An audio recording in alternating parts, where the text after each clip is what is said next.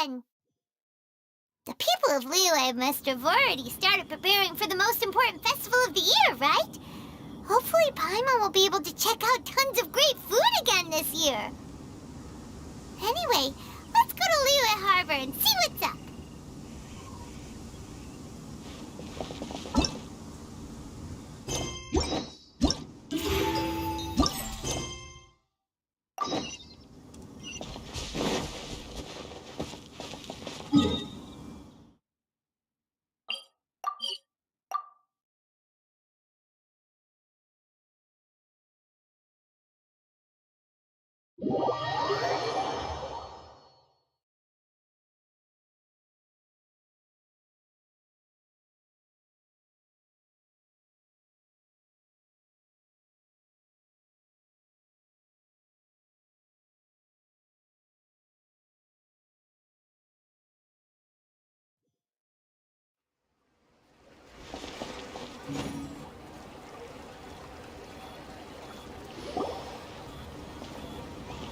Paimon votes we go say hi to Xiangling first.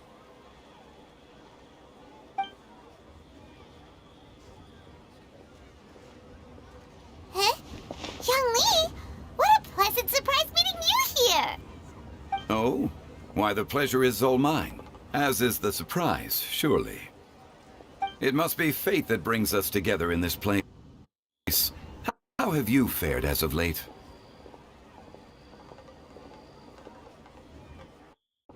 I sense you are older and wiser than the last time we met. It seems your travels continue to yield valuable insights. You are too kind. So, Xiangling, are you here to listen to stories over tea again? I had originally planned to set out after this last round of tea. However, I had planned to take a walk to Chimes village and gather some nascent bamboo shoots, which are currently in season. A villager there once gave me a small sample, and they possessed a most excellent flavor. Huh? Nascent bamboo shoots? Why can't you just use normal bamboo shoots instead? Wait, Paimon knows!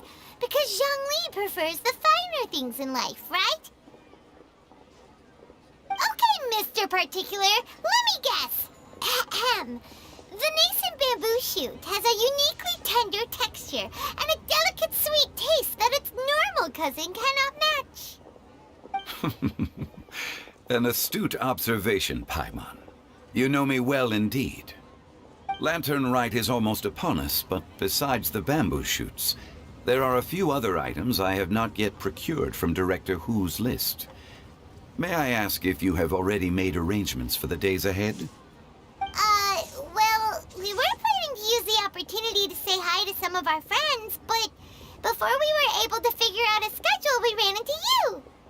Well then, might I invite you to imagine the sheer delight that is a soup cooked with the freshest nascent bamboo shoots in all the land. Generous cuts of pork belly and crisp, fragrant bamboo shoots placed together in the pot and left to simmer slowly for half a day.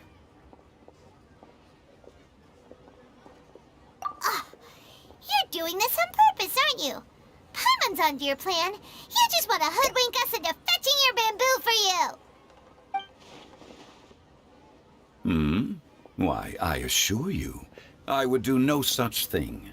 I merely wish to inform you of the freshest, most succulent and flavorful bamboo shoots one could ever hope to taste. Ugh. Let's go, Traveler. Paimon's taste buds can't take it anymore.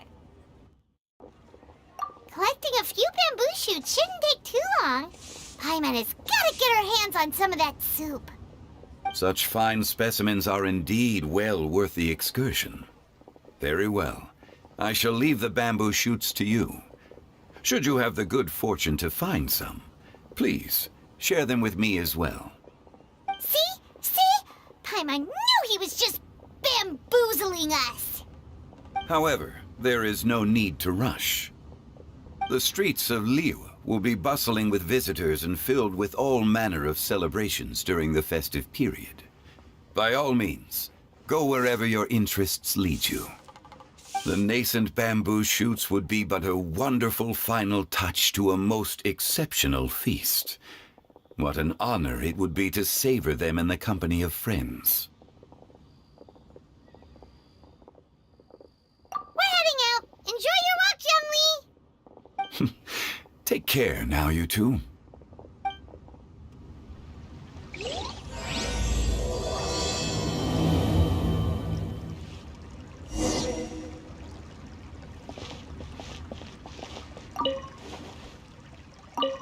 As for Director Who's list, I shall attend to it after one last round of tea.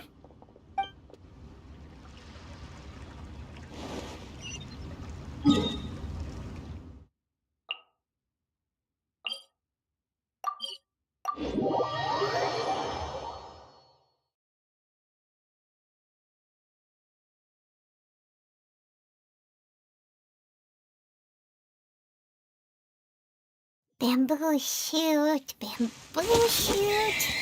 nascent bamboo shoot.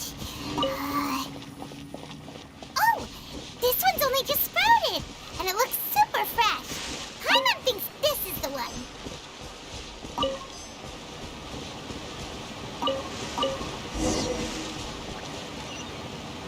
These should be enough. Let's head back. Help! Help! Did you hear that? Someone's calling for help. It's coming from over there.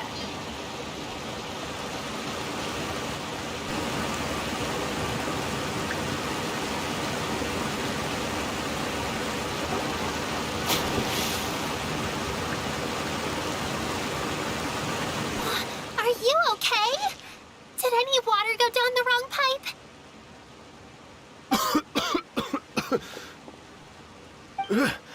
I think I'm okay now.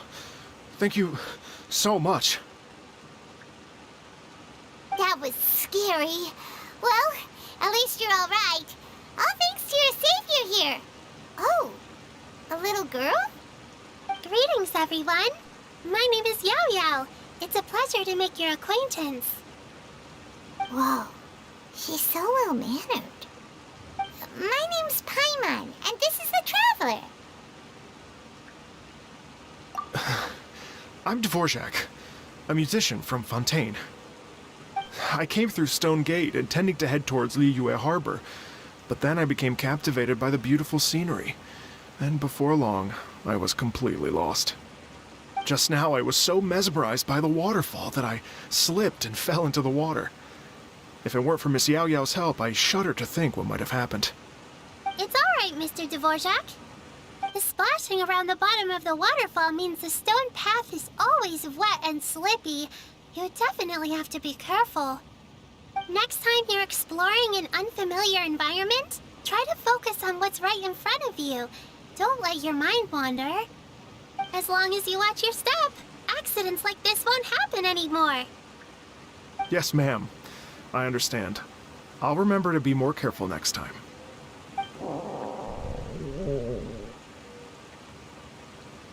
Oh, are you hungry, sir?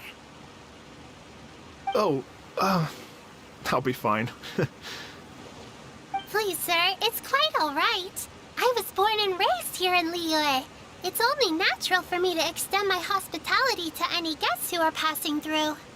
I expect you still have quite a long journey ahead of you. It's very important to keep your energy levels up. I still have some lotus flower crisps left in my backpack. Why don't we split them between the four of us? Aw, what a thoughtful kid! She even has some for Paimon! You're welcome. Mmm, so tasty. If only there were more.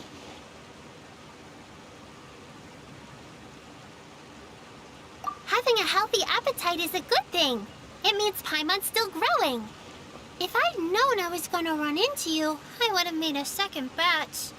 Hope you're taking notes, Traveler. This is how you treat your Paimon. What do you think, sir? Are Liyue's snacks to your taste? I wonder if they're not sweet enough. No, they're perfect. When I was traveling through Mondstadt, I had a chance to try one of their moon pies. It had a meat filling unlike these crisps. But apart from that, it seems like they follow a similar cooking process. Both are delicious in their own way. As for Fontaine's cooking, though, it's been a long time since I've had a taste of home. Sounds like you spend a lot of time on the road, huh? I do. It's part of my job. I'm one of the main organizers of the Iridescence Tour. Iridescence tour?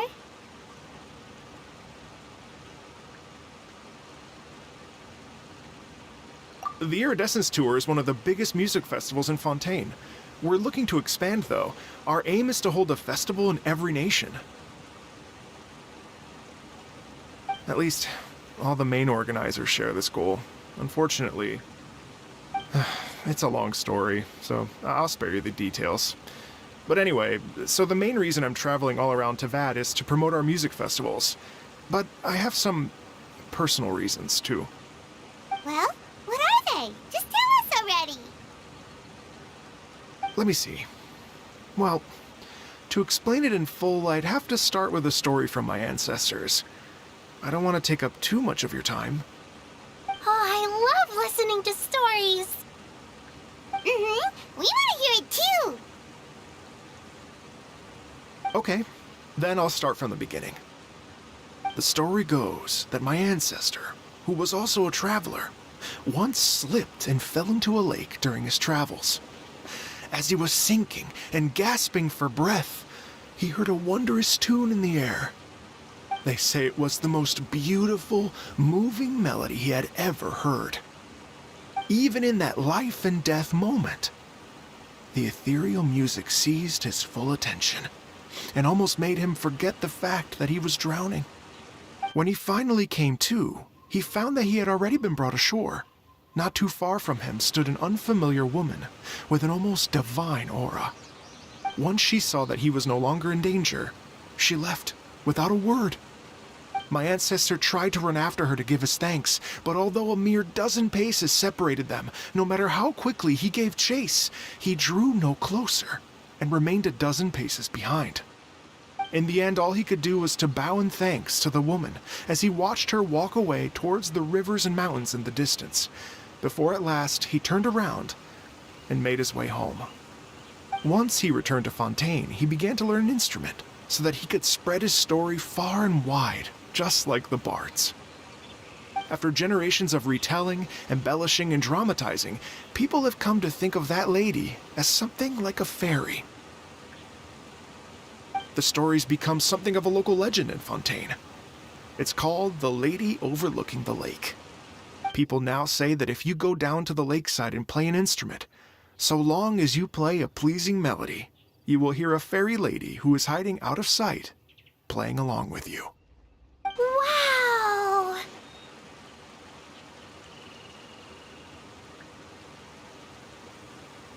Well, yes. As it stands now, it's become a touch too romantic and detached from reality. But I understand the original story and its historical grounding better than anyone else. I wanted to find out the truth of this tale. So I decided to retrace my ancestors' steps and search for that lady's modern-day descendants. Of course, there's no way of knowing where my ancestor fell into the lake all those years ago. So I always knew that the search would be akin to looking for a needle in a haystack. I've spent many years on the road now, and I'm nowhere near as fit as I was in my youth. The wish that I've spent half my life chasing after has now become something of an obsession. Well, I haven't lived half of my life yet, but still, I understand how you must feel. Paimon too! It's like... imagine if you saved the center of a lotus flower crisp, which is the best part, by the way, because you wanted to eat it another day, but then suddenly, sploosh! It falls into the water, never to be seen again! Paimon would definitely remember that for the rest of her life. There's no need to feel sorry for me. I've made some progress over the years. For example, I've concluded that the story must have taken place in Liyue. Oh, so you finally found a lead? Yes, in fact, that's an intriguing story in and of itself. I'd always known that Mondstadt is the city of song and freedom, but more recently, I heard that the Anemo Archon returned to Mondstadt for a festival in the fall, and learned that he himself is a patron deity of music. So I prayed for the Anemo Archon's guidance in the Mondstadt Cathedral, and as soon as I set foot back outside the front gate, I noticed a cluster of leaves being blown in the wind further and further west, towards Stone Gate.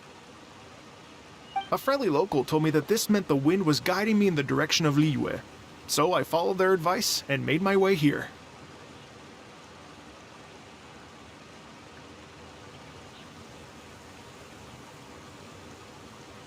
Right? You get it. I knew I'd find someone that agrees with me eventually. Are you sure? It sounds a bit too much like one of those fake legends told by those treasure hoarder guys to scam gullible grannies from Jingsa Village. Rex Lapis has returned to the world. Just give me some incense and a little more towards the travel fees, and I will pass your gift on to the Lord of Geo and ask him to keep you and your family safe and well.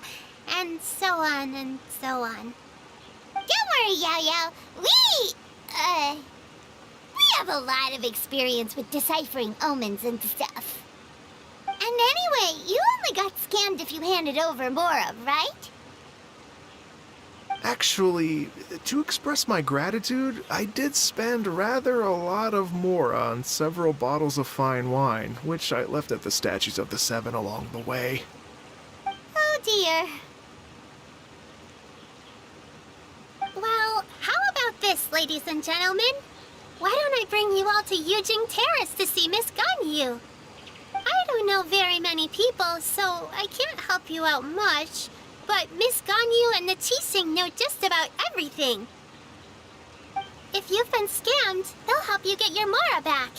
And if the wind was telling the truth, and you want to keep looking for that lady's family, they'll be the best people to ask. But you've already helped me so much. Well, I was going to take some new medicinal herbs and plants I picked to Miss Ganyu anyway, so it's no trouble at all. You know what? It's been a minute since we saw Ganyu too. It should be nice to pay her a visit before Lantern, right? All right, well, my sincere thanks to you all. I will never forget your kindness. Okay, everyone. Please follow me. I'll be your guide. Remember to watch where you're going, okay? Uh-oh. Paimon's out of a job. Oh well. Paimon will just be a cheerleader instead.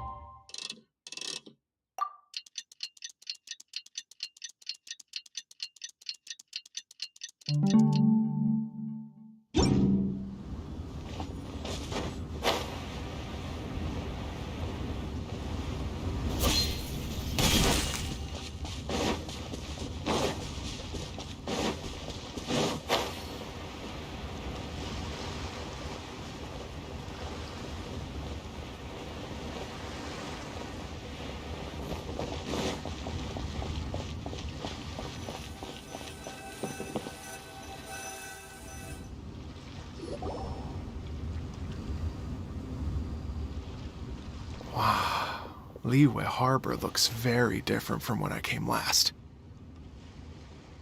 It's almost as if I'm listening to the same melody, but with a richer timbre and new variations added.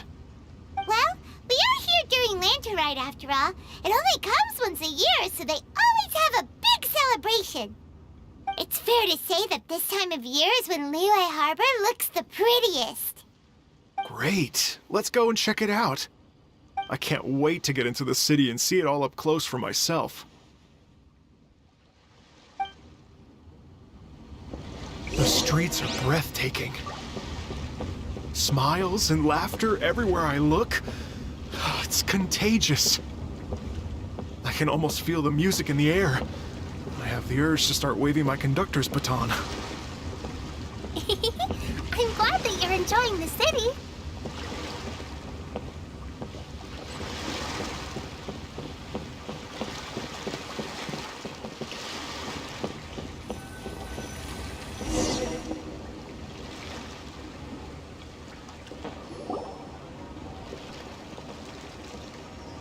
Hey, everyone!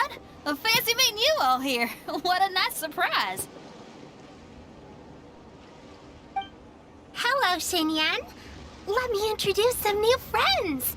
They are... Traveler Paimon and Mr. Dvorak, right? I've known them all for quite a while. When I was last here to advertise a Liyue stop for the Iridescence Tour, Xinyan was one of the few people willing to give me the time of day. Feels like I've been chasing this Iridescence Tour bandwagon halfway around the world, but I keep getting stood up. What's going on, Mr. Dvorak? I'm so sorry, Xinyan. We've had a string of terrible luck recently, and every time we've tried to put on a show, something or other has come up to stop our plans from materializing. Is that right? I guess it can't be helped. So, what brings you to Liyue Harbor at this time of year anyway? Thinking of putting on a music festival during the Lantern Rite celebrations? A Lantern Rite music festival? Yes, please! No, I'm actually here on personal business this time. Oh, so no Lantern Rite music festival? I mean, that's not just up to me. Hosting a music festival takes a lot of funding and personnel. Moreover, I've never worked with the Liyue authorities before. Even if I were to start putting something together right now, I think it'd be too rushed. Wait, but we're going to meet the Liyue Qixing, aren't we? And they're the ones in charge. Uh-huh, that's right. Miss Keqing and Miss Ningguang can make anything happen. You mean... what? This is the perfect opportunity! Well, sure, it might not work out, but it can't hurt to bring it up as a suggestion.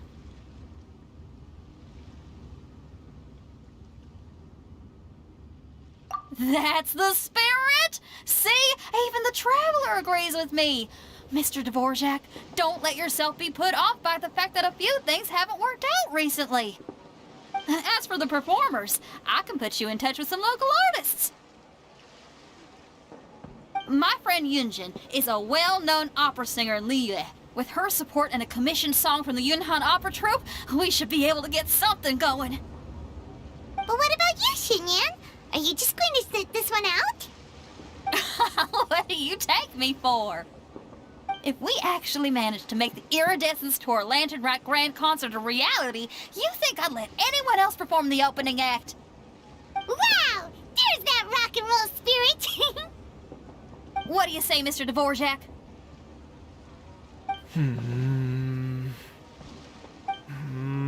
Okay. I'll give it a shot. But the opening act is not something to be chosen lightly, Xinyan. I will judge your work by the strictest of standards, so please make sure you are fully prepared. Are you kidding? I thought you'd never ask.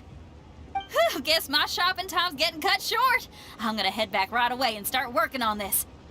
Yao Yao, if you run into your senior on the way to the Qixing, please send her my regards. Okay, I promise I will. Good luck with your music, Xinyan. You've got this, Xinyan! So about the senior of yours Xinyan mentioned just now. Is that anyone we know? Yes, it's Xiangling. She's mentioned you two before. Xiangling's always thinking about cooking. Whenever she gets scrapes or burns, she just leaves them to heal by themselves. She definitely needs someone around her to look after her. I know you must have looked out for her a lot too in the time you've known her. So, thank you for that.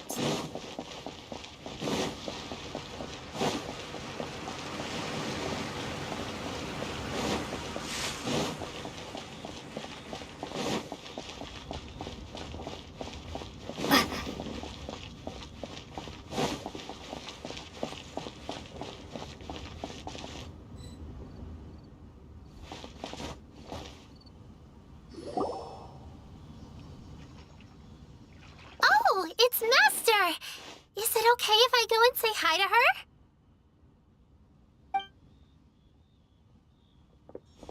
Oh, calm down now, dear. I'm not about to run off anywhere. I'm not a bundle of energy like you. I haven't seen you in days, Master. I've missed you. Oh, bless you, Yao Yao. You do say the sweetest things. Ah, look who it is. Visiting friends during the lantern rite, are we? You're half right, Madam Ping. We were also trying to help out Mr. Dvorak over here. We were on our way to take him to see the Qixing. Hello, ma'am. I am a musician from Fontaine and an organizer of the Iridescence Tour. I don't suppose you've heard of it. Master! The Iridescence Tour is a super famous music festival! Oh, an old lady like me wouldn't know much about that sort of thing. A music festival, you say? It sounds terribly exciting. Oh, right! Madam Ping, how would you feel about that? You're an elder of Liyue, and you know all about Liyue's cultural traditions. Hearing your thoughts would definitely help us figure out how best to approach it. For example, do you think it might be a bit too modern, or is there any other issue? Why, not at all. Music pays homage to history and culture, and it can also be a bridge between different civilizations. Times change, and the music enjoyed by the youngsters of today is no doubt very different from the tunes I was accustomed to in my youth. Nevertheless, all fine things in life can be appreciated. And so, I look forward to it immensely. Hear, hear. I do believe that, my own dear grandmother aside, you are the wisest old lady I've ever met. Goodness gracious! You're all being suspiciously sweet today. Yao Yao, whatever have you been feeding them? Master, you're in such a great mood today. You're even cracking jokes with the rest of us.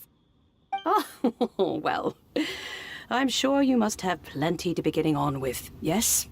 Run along now. Don't let me hold you up. Thanks, Madam Ping. We'll see you again soon.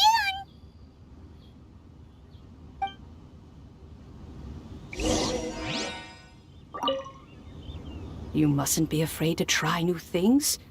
If you never try, you'll never know. With your contribution, I'm sure this year's Lantern Rite will be a most spectacular one.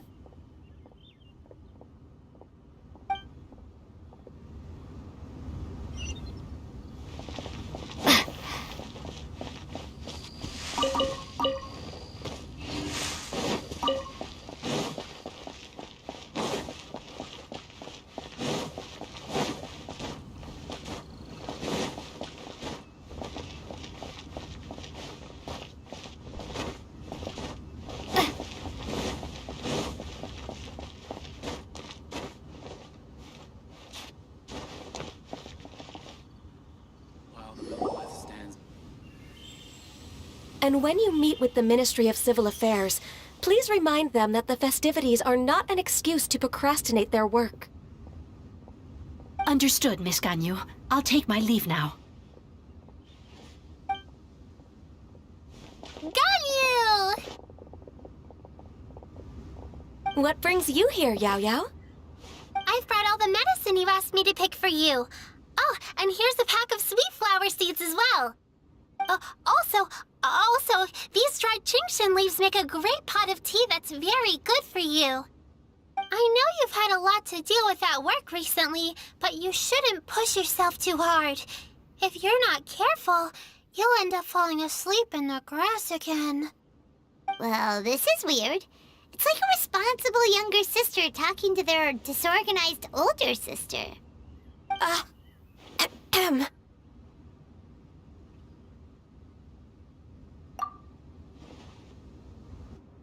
Thank you, but Paimon's criticism is quite valid.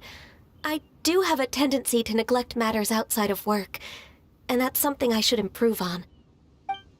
Oh, my apologies. I don't believe we've been introduced. Ah, I'll do the honors.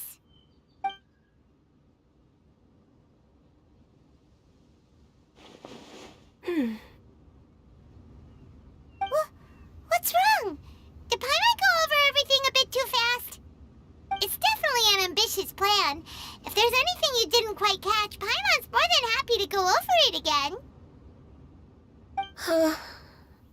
It may be a little difficult to make this happen. Oh? Well, the Lantern Rite is the most important festival of the year. Our celebrations must not only be visually spectacular, but also appeal to the tastes of Liyue citizens from all walks of life. The Iridescence Tour is relatively unknown in Liyue. It's difficult to predict how a brand new show will be received. It would be quite risky for us to bet everything on this one music festival. All very valid points. I completely understand. Therefore, we will not replace or cancel any of our pre-existing program. However, I will submit a proposal requesting to put the Iridescence Tour special performance as the final act of this year's festivities. Some live music will certainly add to the festive atmosphere on the night of the Lantern Rite. As for the venue, let's reserve a space at the docks. Yes, my thoughts precisely. Now I just need to take some time to give this proposal some polish. As long as I clearly lay out the pros and cons, and highlight the key points of the proposal, given that Ping and the Traveler have both given the idea their blessing, I'm confident that Qixing will be sure to give it serious consideration. Mr. Dvorak, I will need to discuss with you the number of musicians who will be coming to Liyue, as well as their catering and accommodation requirements. Oh, yes, certainly. Let's step to the side and discuss further.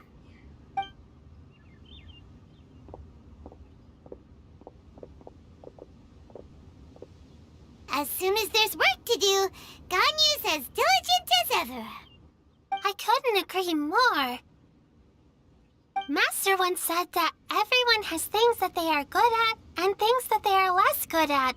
So, with that in mind, Ganyu shouldn't feel compelled to become perfect at absolutely everything. I'm good at taking care of people, so that can be left to me. Wow. Hey, Yo-Yo, can you take care of Paimon too? Paimon's getting hungry again. I'm afraid my backpack's empty now, but if you let me know what you like, I can bring you some of your favorite dishes next time we meet. Apart from lotus flower crisps, what else do you like? Anything sweet, and anything that's made from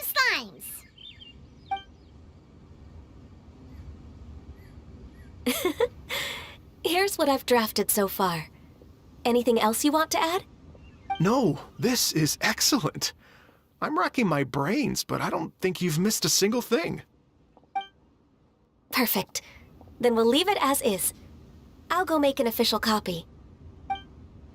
Oh, perfect timing. We were just wrapping up our discussion here. Not at all. Every second counts for a complex proposal such as this. I will inform the Qixing of this development immediately. Please give me a moment to pass on the message. Yao Yao, thank you for bringing my herbs. I will make sure to take them. Remember to make tea from them first, Ganyu. You mustn't just chew them raw. I will. Okay, I should be getting back. If Yo-Yo stays out for too long, Mom and Dad will be worried sick. Everyone, I'm sure that the music festival will go off without a hitch, so don't worry. And in case I don't see you before, I wish you all a very happy Lantern Rite. Thank you, Yao Yao. Happy Lantern Rite to you, too. We should go get dinner together sometime!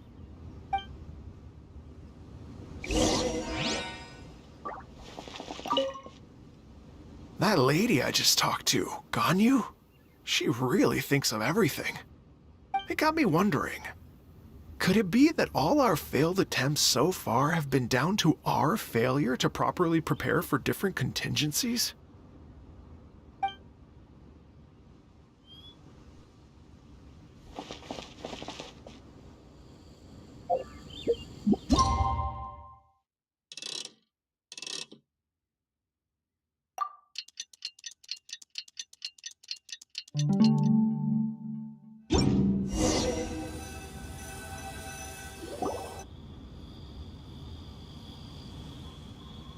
Greetings, Traveler, Paimon, and Mr. Dvorak. Call me Kuching. Ganyu has brought me up to speed on everything. I'll get straight to the point. The Qixing have approved Ganyu's proposal. Over the next few days, I will be working with Mr. Dvorak on behalf of the Qixing to facilitate the organization of this concert. Yay! That's awesome! Please, the Qixing have a duty to deal with matters such as these. We have merely moved things forward to the next step. On a more personal note, I am an avid supporter of all things new and innovative. As such, it is my privilege to work with you on this exciting project. Thank you so much, Kuching. I'd become quite discouraged after our recent failures and was expecting the same outcome once again, so I didn't dare to get my hopes up. Never in my wildest dreams could I have imagined this going so smoothly. It's like a dream come true. Right. Time for me to call in the performers. To stage a concert at a high-profile event like this is a rare opportunity. We'll make sure it's a night to remember. Yes! Our music band's finally getting fired up! Yes, indeed. I know exactly what I'm doing from here. For a musician, music will always be the language they are most fluent in. Oh, that. Well, that can wait for another time. Oh, Ganyu? What's wrong? they told me all about Mr. Dvorak's situation, but I was so engrossed in drafting the proposal that I forgot all about it. Oh, that's quite all right. I don't even know what the person I'm trying to find looks like, so it was always going to be a long shot. Don't worry about me, Ganyu. Your time and energy are needed elsewhere. I'm sure you already have plenty to deal with between this concert and everything else going on during the Lantern Rite. Thanks. It was just that I had a few initial thoughts when I heard your story. For instance, I wonder if this lady your ancestor met might have been an Adeptus. What do you think? To tell you the truth, Mr. Dvorak, I am somewhat related to the Adepti myself. I am part human and part Qilin. The Qilin is an illuminated beast. I know how important your quest to get in touch with your roots must be to you, because I've been there myself before, trying to find out where I belonged. Did you say the Adepti? And you're illuminated beast? Part Qilin? Are you telling me all the rumors of the Liyue Adepti are real? So it's not just artistic license? You bet they're real! Trying to track them down is tough, though. Like Julian Karst itself. There's nothing specifically stopping you from going there, but getting in and out of there is quite an ordeal. Yes. Anyway, if you're looking to uncover a lost melody or shine light on a forgotten aspect of Liyue's cultural history, I'm probably not the best person to ask. But if it's a person you're looking for, then I just might be able to help. I see. I think I understand the situation now. In that case, Ganyu, shall we divide the work between us? Yes, that was also my thought. Great. So Mr. Dvorak and I will concentrate on things here in the city to make sure the concert goes according to plan. In the meantime, Ganyu will reach out to our network and try to find the person he's looking for. How's your workload at the moment? Will you be able to make time? I can probably get through everything in 2 days, as long as I don't sleep. Wait, what do you mean as long as I don't sleep? Even for someone with illuminated beast blood in their veins, working for such an extended period without a break will take its toll on your health. Somehow that does not sound persuasive coming from Kuching. Be it but 3 moons from the start, he who returns is not he that departs. Even I know the importance of maintaining a healthy work-life balance. In that case, 3 days. All right, I can work with that. If you have the time, would you join me for this search? You're well known to many of the Adepti and respected among the people. I'll feel much more at ease with your company. Okay, then let's meet back here in 3 days. Watch this space, Mr. Dvorak. We'll get to the bottom of this. You're all so helpful and kind. I just... Just think. Imagine if we found the Adeptus lady, or one of her descendants, and got them to come to the performance. Wouldn't that be amazing? It'd be such a happy reunion. And that's exactly what this festival's all about. You're right. Okay, I'm gonna pull out all the stops to make this lantern rite a true extravaganza. We should probably get going.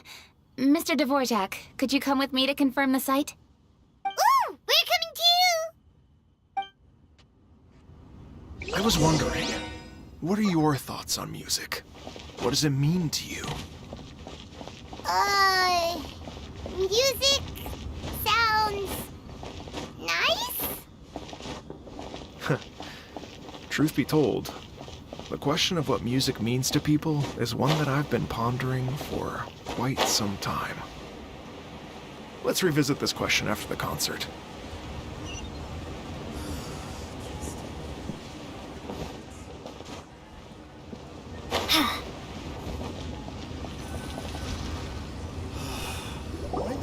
Lady Yuhang? Baiwen, what is it? Per Lady Ningguang's orders, I've been gathering intelligence outside of the city with the goal of uncovering and dispatching any trouble ahead of the festival. I am told that a strange melody was heard somewhere along the coast. I was wary of investigating further on my own, so I was just on my way to report this incident to Lady Ningguang. But I'm worried that if we don't act right away, we may miss the window of opportunity to take appropriate action. I understand. In that case, Yeah, Kuching, you're busy enough as it is. There's a ton of different things in the city that needs your attention. Leave it to us. Don't worry. Whatever it is, we'll definitely be able to handle it. Well, she will handle it. With the Traveler on the case, it's as good as dealt with. Thank you. This will be a great help. I will inform Lady Ningguang about the situation. Once it's resolved, please come and find me again at Yujing Terrace and let me know. Will do. And say hi to Ningguang for us. you have my thanks too. Stay safe and come back as soon as you're finished. Good luck. Can't beat the atmosphere here. She said she'll reach out to the Yunhan Opera Troupe? I see. Then I'll arrange for a rehearsal venue and accommodation as soon as possible. Everything should be ready tonight. Many thanks, Kuching. You know, I once heard someone from Liyue describe a person as swift as lightning and agile as the wind. At the time, I thought it was a curious expression, and I had a hard time piecing together a mental image of such a person. But now, having seen Kuching in action, I honestly can't think of any other way to describe it. It's such a vivid and expressive phrase, a testament to the richness of Liyue's culture. You're too kind, Mr. Dvorak.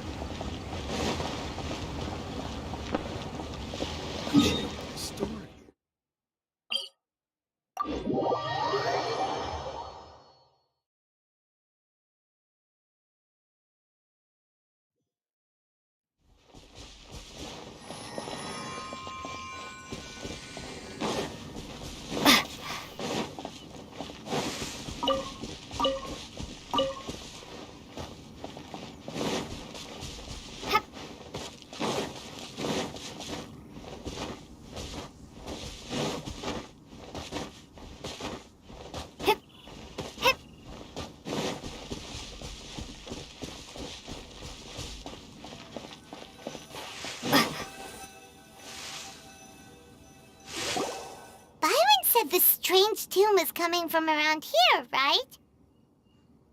But Paimon doesn't hear anything. There doesn't seem to be a soul in... I was just wondering who in their right mind would come out to a place like this. So, it's you two. Yuan! How'd you sneak up on us like that? You look pretty alive to me. Can't have spooked you that bad. Fair enough. Ah, you're here for that too? Saves me a bit of explaining. Come with me. I've already reconned the perimeter, so we should be safe.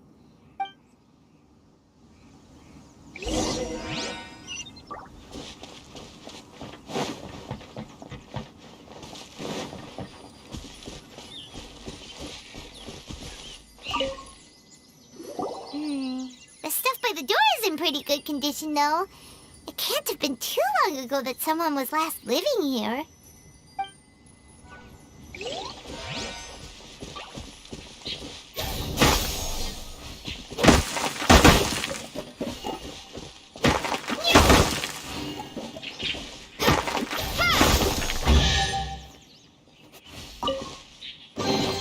I'll keep this close.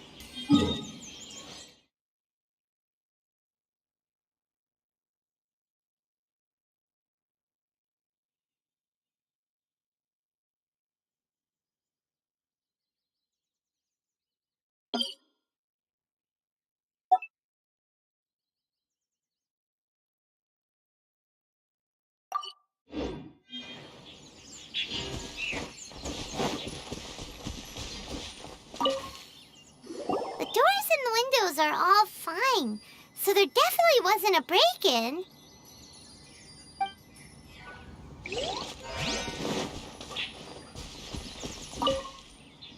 This place is completely empty.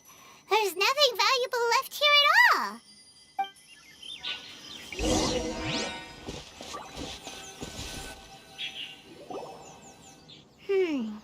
How strange. It looks like it's been looted, except for the fact that there's no sign of a struggle. The bad guys could have sneaked in while the owner was gone, but then how do you explain why the door and windows are intact? Seems you've done a pretty thorough inspection. So, any theories on what might have happened here? Yaylon, you didn't hide some of the evidence from us on purpose, did you? Why would I make this more difficult for you? We're on the same side here. Okay, well, Paimon gives up then. Paimon's got nothing. What about you? Give up as well? Your instincts are pretty good. Or perhaps it's not instinct. The strange melody is one of the few pieces of information you have available, after all. Let me share a folk story with you. A long time ago, there used to be a group of bandits in the Liyue countryside who would sound a horn every time they were about to raid a village. But it wasn't a rallying cry to rouse their fellow men. It was a disconcerting tune, meant to intimidate the weak and warn them of their impending doom. To escape with their lives, the villagers would abandon their homes and flee overnight, taking only their most valuable belongings with them. Everything else was left behind. The bandits were eventually brought to justice, but the fear and trauma remained in the villagers' hearts. Whenever they heard that melody, they would feel like their lives were in danger once again, and flee immediately. The culprit of this crime exploited that very fear to get access to this house without having to force their way in. That's quite the story. The victims obviously will have gotten quite a fright, but at least they won't be in any great danger. The important thing now is to find this copycat criminal.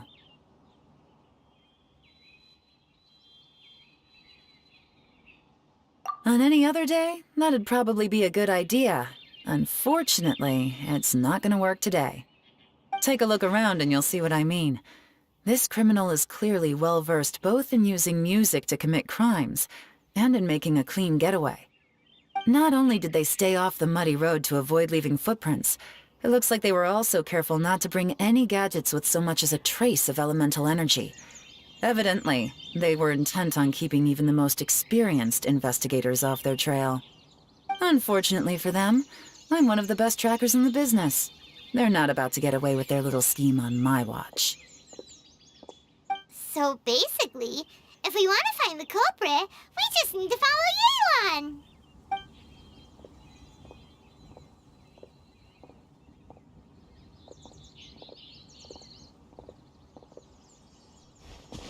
Mm-hmm. As long as you can keep up. Since the culprit's trying to be cautious and low risk, I'll bet they left through an area with some vegetation for cover, but not so much that it would slow them down.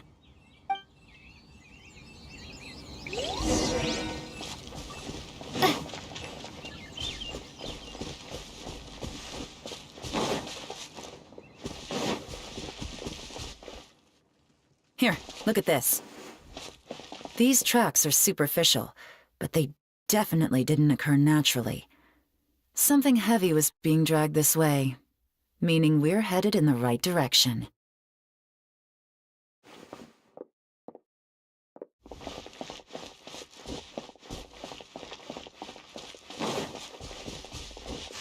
Huh. Their pace is increased. Normally, people carrying a heavy load slow down as their journey goes on and they start to tire. Whatever's motivating them to speed up must be psychological. For instance, reaching the home stretch.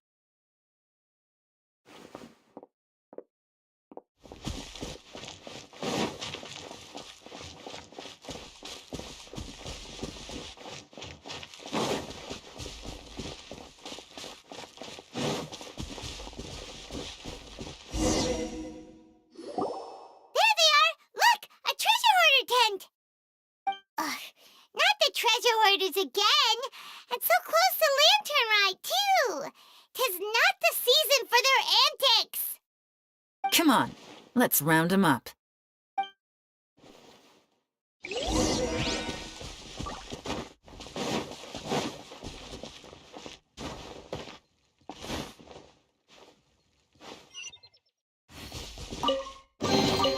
I'll keep this close.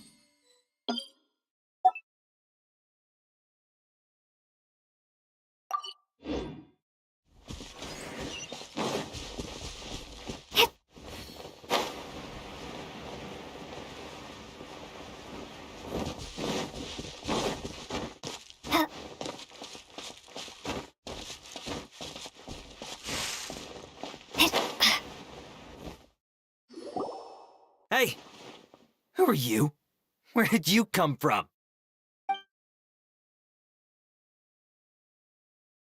The evidence is conclusive. Okay, confess and we'll go easy on you. My patience is running low, so why don't you do us both a favor, You kidding me? You think I'm scared of you? Perhaps not, but you should be.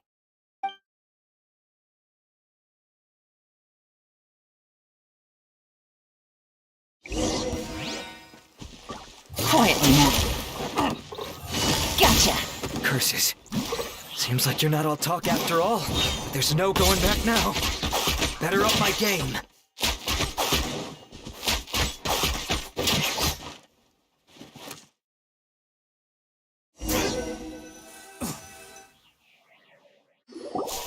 Mercy!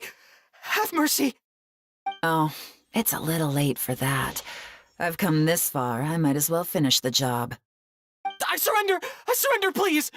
I'll do whatever you say. Please have mercy. Tell us everything. You have one chance, and I'm warning you. Don't make me ask twice. I won't, I swear.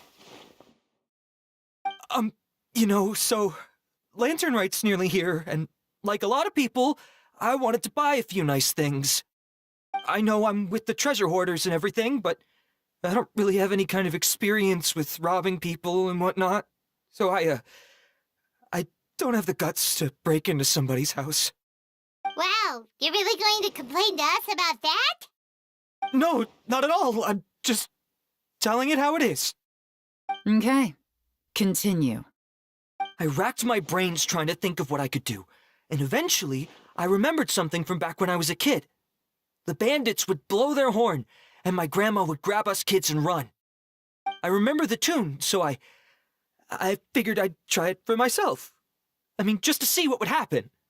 At first, anyway, I seriously didn't expect that family to pack up and leave. But they did, and they just left all their stuff right there for the taking. It was too easy, I couldn't resist. It was completely wrong of me, I know that now. I'll return everything that I took. It's all still in perfect condition. It'll be like it was never gone. Please, give me a chance, huh? Let me make it right. Give you a chance, huh? Sounds to me like you'd rather strike some kind of a deal than spend lantern right behind bars. Yes? Yes? You know how to bargain, I'll give you that. It's just a pity that you didn't confess at the first opportunity. You'll have to take a walk with me. Once we've returned the goods, we'll find the owner of the house, and you can apologize to them in person. After that, I'll escort you to the Ministry of Civil Affairs. Yes, ma'am!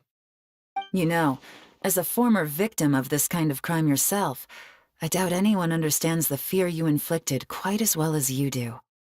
Does your greed matter more to you than your fear? More to the point, if you can play a tune from memory, don't you think you should be capable of making an honest living? You mean... That's enough hints for you. You'll have plenty of time to reflect on all of this yourself. There's not much left to wrap up, so I'll take it from here. Guess this is where I'll say goodbye. What is it? Is there something else? I'm still not sure how you first got your hands on this information, so play it safe when you get back. Don't mention to anyone that you ran into me out here. You helped a lot with the investigation and arrest anyway, so it's perfectly fair for you to get all the credit. Just take it. It works better for me, too. See you when I see you, and happy Lantern Rite. Yeon's such a pro at this. With her taking it from here, it's as good as resolved. Whoosh! Random event, a strange melody, complete. Although, it's kind of a shame that we never got that treasure hoarder guy to play the melody again. Right? How could anyone not be?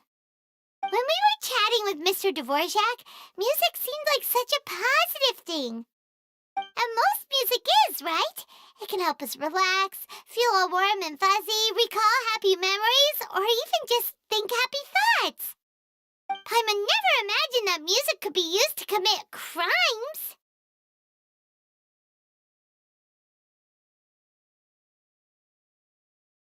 Oh, really? Huh. Makes sense.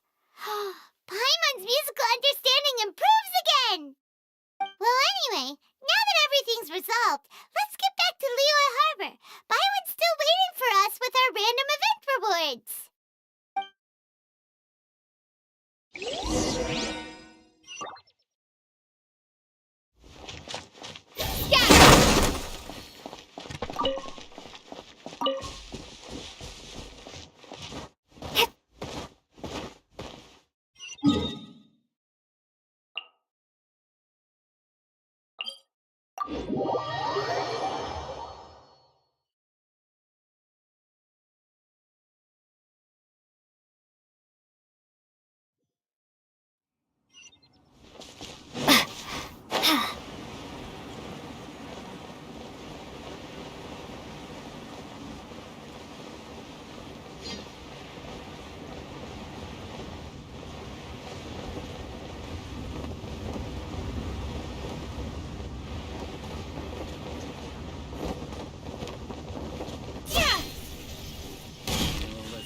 Guard. Evil shall never. Byron, we're back! Everything's all sorted. That's great news. Oh, please wait here a moment if you would be so kind. Lady Ningguang instructed me to advise her upon your return.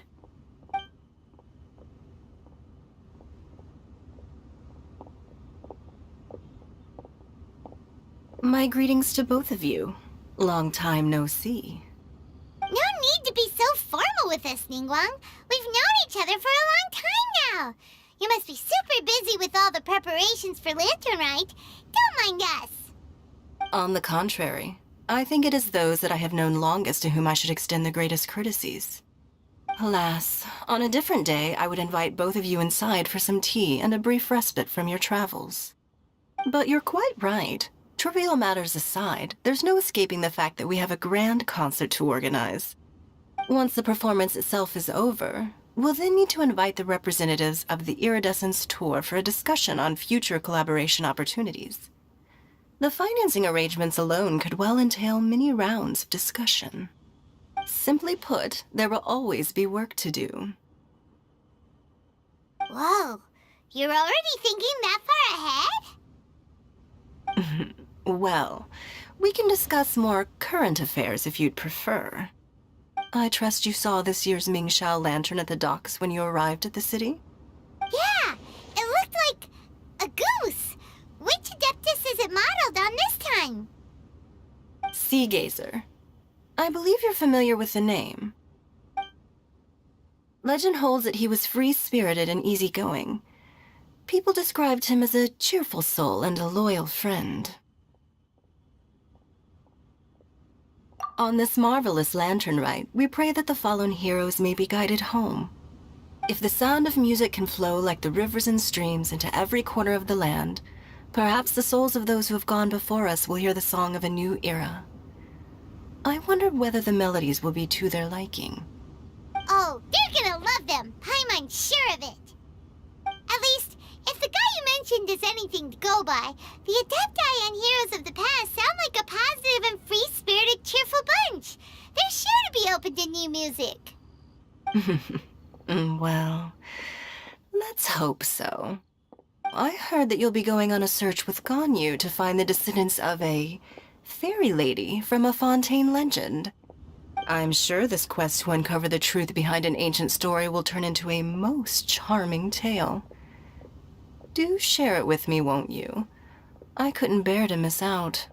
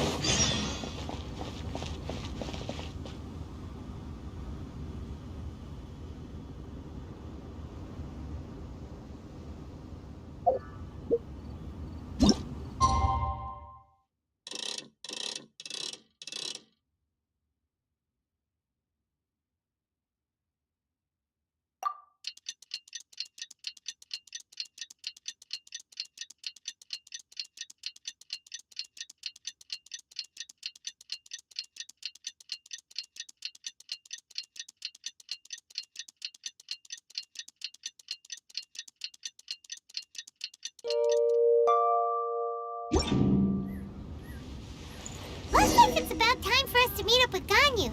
Let's head to Eugene Terrace.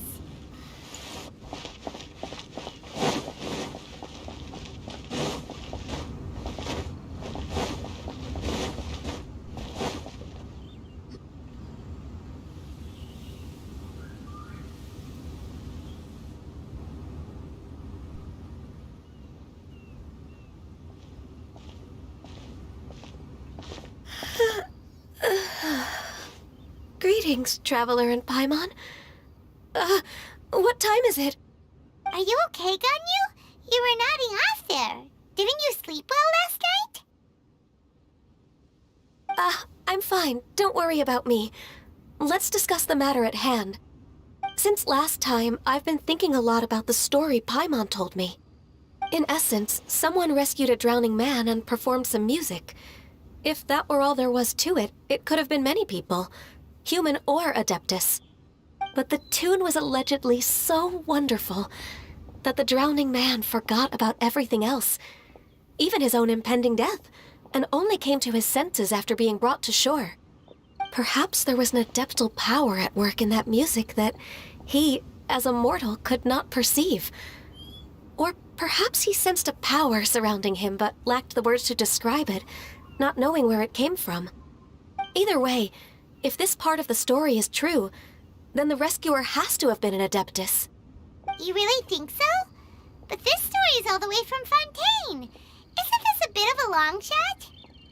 Also, Paimon's really curious about how people from Fontaine think this fairy lady looked. Ooh, like a crystal fly's wings? That would be pretty cool. But Paimon definitely can't imagine any of the Adepti looking like that. Actually, Ganyu, if you had to save a drowning person, how would you go about it? Huh? Me? Well, I'd get them to the shore, and then I'd probably hide behind a tree and watch them for a while. Once I was sure that they were going to be okay, I'd slip away without a sound.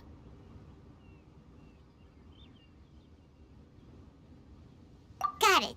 So basically, Ganyu's the type of person who doesn't like taking credit for her good deeds. No, it's not like that. I'm just not very good at explaining things. And I also find it really awkward accepting other people's gratitude. Well, what if this Adeptus in the story had a similar attitude? That would explain why she just left without saying a word. She was probably thinking something like, One was merely passing by and saw fit to address this egregious disruption to one's graceful zithering at once. You may keep your thanks to yourself. That was actually a very good impression of Cloud Retainer, Paimon. As far as I'm aware, Cloud Retainer isn't the most musically gifted. Still, we can't completely rule her out just yet. If we set off now, we could head to Mount Outsung and ask her about it.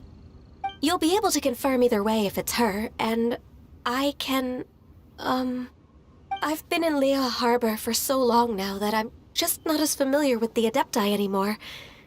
If there's anything we want to know about them, she's the best person to ask. Sounds great! And we're pretty close with Cloud Retainer by now, so we probably don't even need to bring her food this time, right? I've prepared a gift for her to mark the festival, just in case. However... Cloud Retainer spends most of her days studying mechanisms in her abode. She's on her own so much of the time that the moment she has someone to chat with, she just... Never mind. I promised I'd help Mr. Dvorak, and now that I've made the contract, I can't be having second thoughts. Traveler, Paimon, let's set off for Cloud Retainer's abode. Seems like this is a tough decision for Ganyu, but she's made up her mind now. Paimon gets why she'd be so anxious. Okay, how about this? If Cloud Retainer tries to start telling stories about her again this year, we should pipe up and change the topic. Wait, did she leave already? Hey, Ganyu, wait up!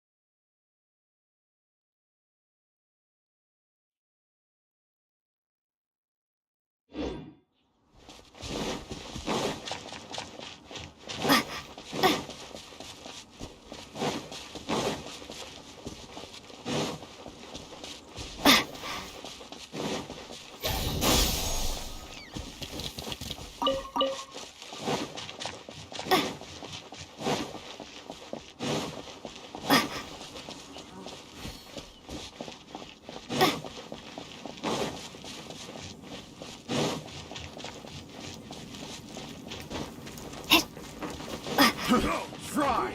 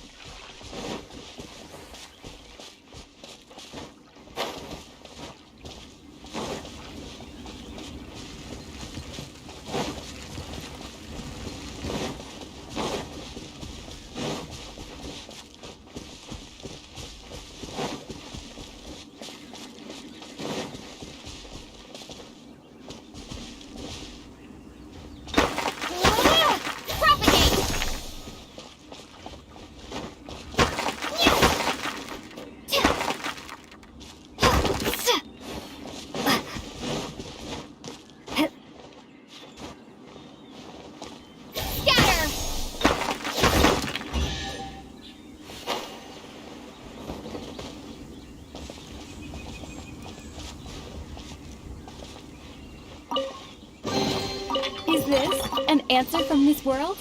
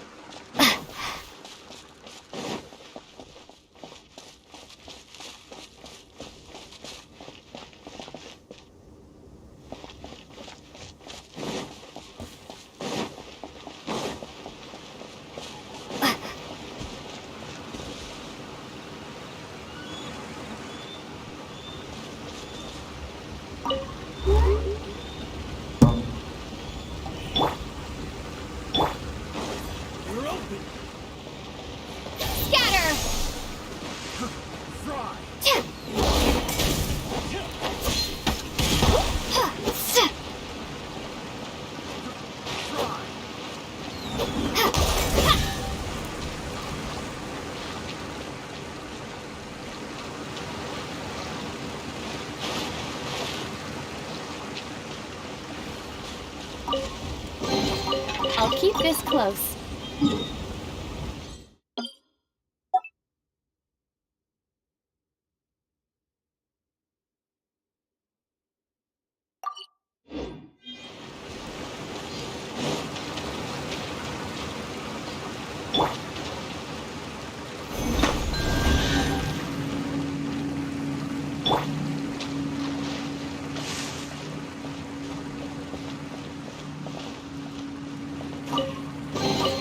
I'll keep this close.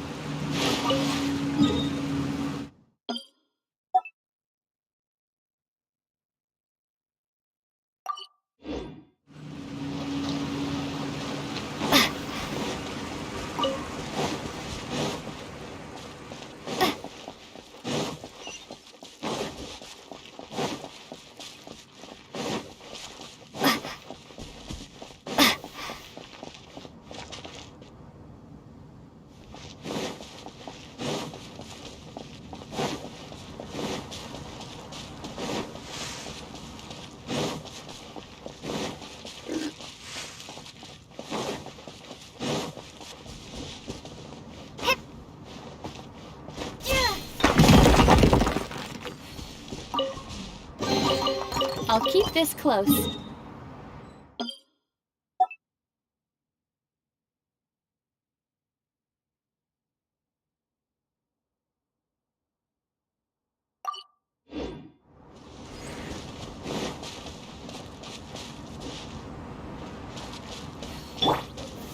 Solidify!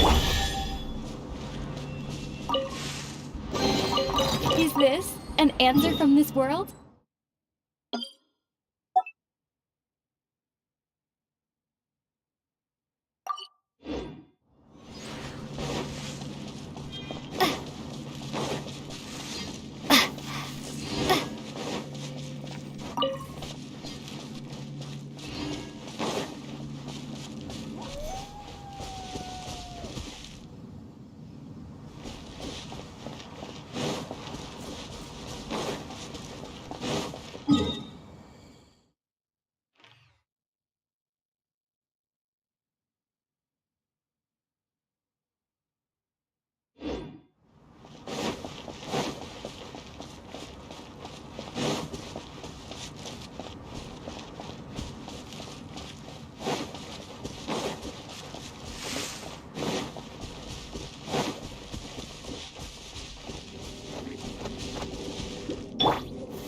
Stabilize! Nice and spicy! Ha!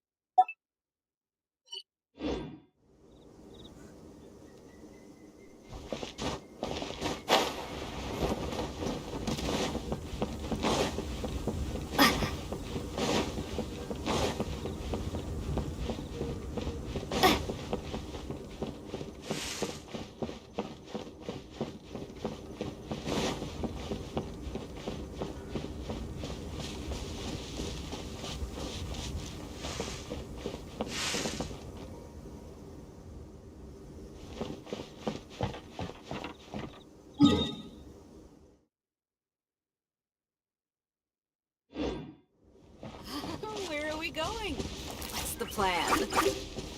Give me some space, girl.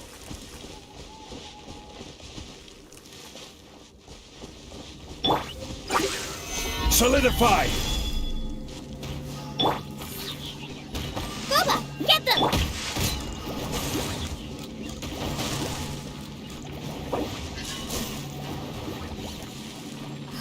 Where are we going? going? What's the plan?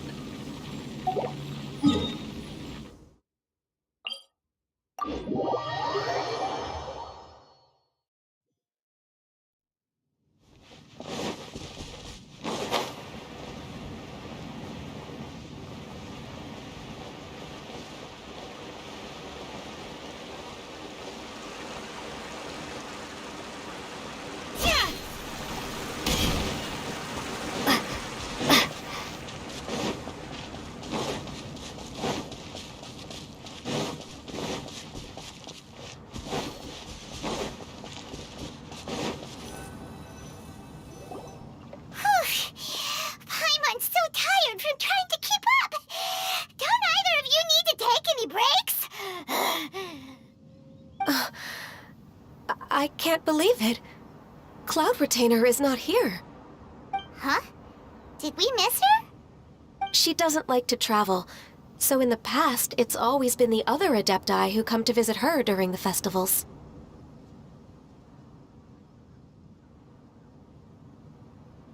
Somehow Paimon doubts that anything could cause serious trouble for her. True. Now that I think about it, Cloud Retainer would be quite capable of taking care of anything on her own. There's no need to worry about her. Since she's not here, I guess the next step is to check all the other Adepti abodes, one by one. Uh-oh. Will it involve a lot more traveling?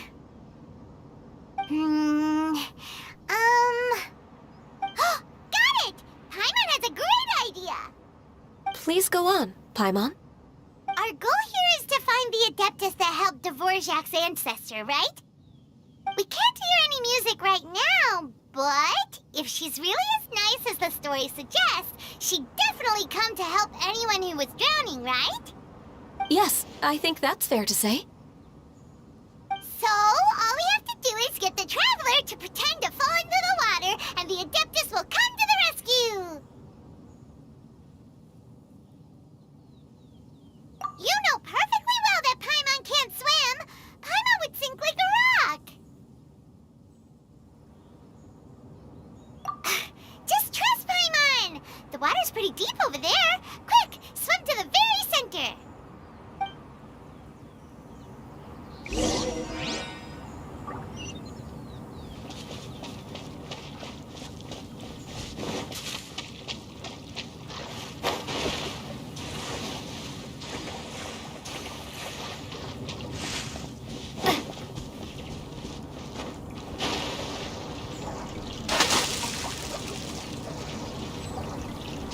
Help!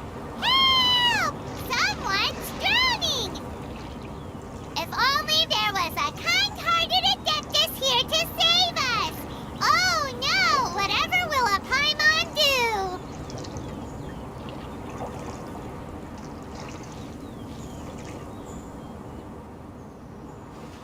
What is going on?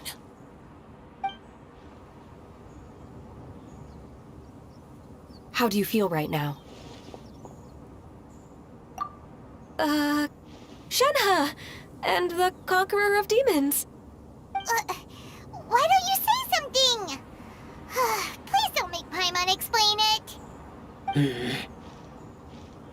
Okay, fine. Paimon will explain. We're looking for an Adeptus who's good at being a lifeguard and playing music. But if the Adepti aren't gonna stay home, then how are we supposed to find them? It wasn't me. Yeah, so this Adeptus is most likely a woman. And I am not an Adeptus, as you both already know, Traveler and Paimon. Okay, so this is Paimon's fault.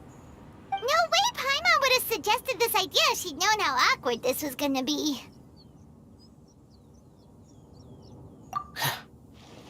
Glad you're okay. As far as I know, the one you seek is no Yaksha. And one last thing. Your actions here caused others a great deal of worry. Do not repeat them again in the future. As ever, the Conqueror of Demons comes and goes, just like the wind. Right. I didn't dare to say a word just now. How's your training going, Shenhe? Have you made any plans for Lantern Rite? We could spend it together in Liyue Harbor if you'd like. Oh, I had planned to spend the festival with Master this year. However... Oh, speaking of Cloud Retainer, when did you see her last? Earlier this morning. She set off for Mount Hulao at dawn. I noticed she was using an Adeptus art of some kind to protect a mechanism that looked like a boiler. Maybe it was a gift for Mountain Shaper. I did not inquire. So we just missed her. Please excuse me for a moment. I think I'll leave the gift in her abode. Sure. Thank you. It sounds like Ganyu and Shenhe have gotten a lot closer recently. Yes. During the summer and winter, I continued to train with Master. In the other months of the year, I have been learning to adapt to human life in Liyue Harbor. Ganyu arranged accommodations for me in the city, and also recommended several work positions for me. But when I try to blend in by referring to her as Miss Ganyu or Lady Ganyu, like the others, she says I mustn't address her like that. Sometimes I'm supposed to copy other people. Sometimes I'm not. It's a little difficult to keep track of everything. Oh, is that what it is? Noted. So, you came looking for Master today because you wanted to ask her about the Mystery Adeptus. Is that right? Yep. Oh, speaking of that, have you ever heard any music while out training in the mountains? Music? What is that? It's... a kind of a happy or relaxing sound. Or, a nerve-wracking sound. Or even a terrifying one. Okay, I'm done. I also left her a note so that she knows where to find us. We won't miss her again. Yay! That's really helpful. Thanks! We were just talking about this thing called music, and based on Paimon's description, I do believe I hear it every day. Please follow me. Oh, really? Great, let's go!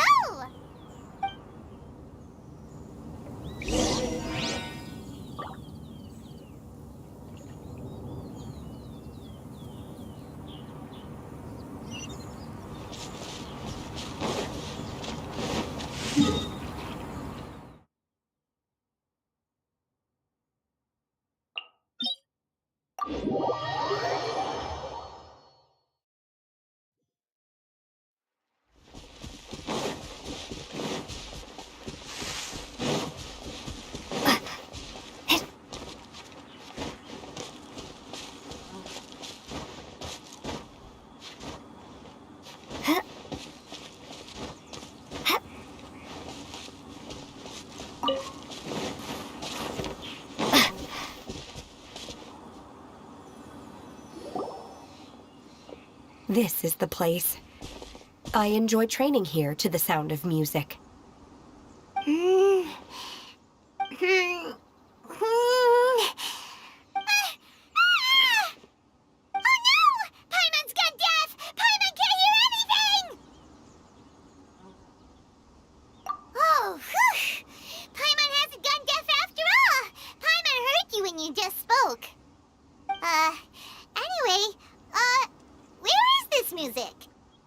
The faint sound of birdsong, the quiet murmur of the streams.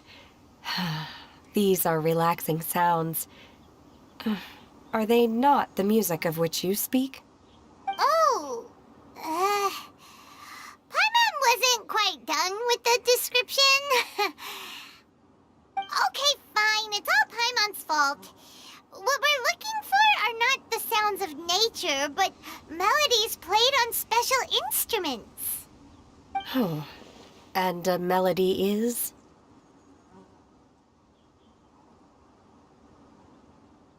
Huh? Hey, why don't you just sing that one one melody Shen has heard before. It'll probably help her to understand what we're talking about.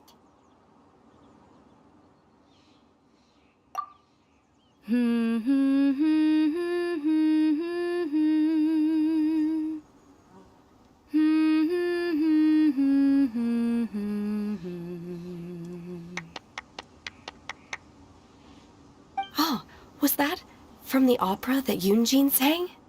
Mm-hmm. That was a melody, and melodies can be called music. It felt like I was transported back to the past. In my mind's eye, I could see the Zhao lanterns lighting up the night sky again. We're all there, raising our glasses and drinking to our heart's content on the Jade Chamber. As I watched Yunjin's performance, I felt a warm sensation in my heart. And as the drink reached my stomach, it went from warm to hot. When you hummed that melody just now, feelings from a whole year ago came right back to me, as strong as they were on that day. So that's the power of music. Wow, Shenhe. That was so deep! Music definitely has the power to bring up memories. It's like a time capsule with all the special moments from our lives squished inside. What about you, Ganyu?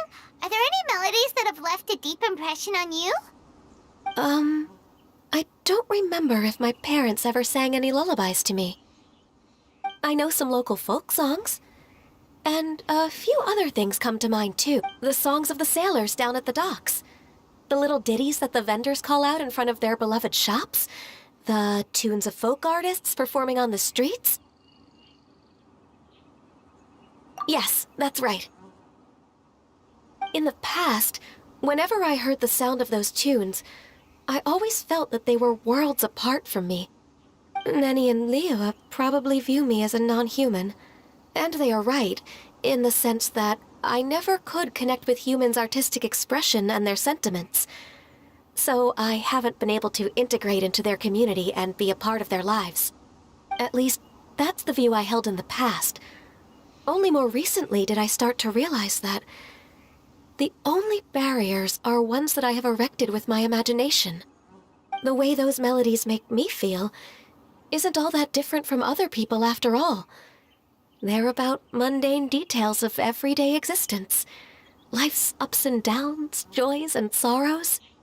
Even though we come from different backgrounds and have different stories to tell, when it comes down to the most common things that we see and experience around us each day in the city, in that sense, we're all the same.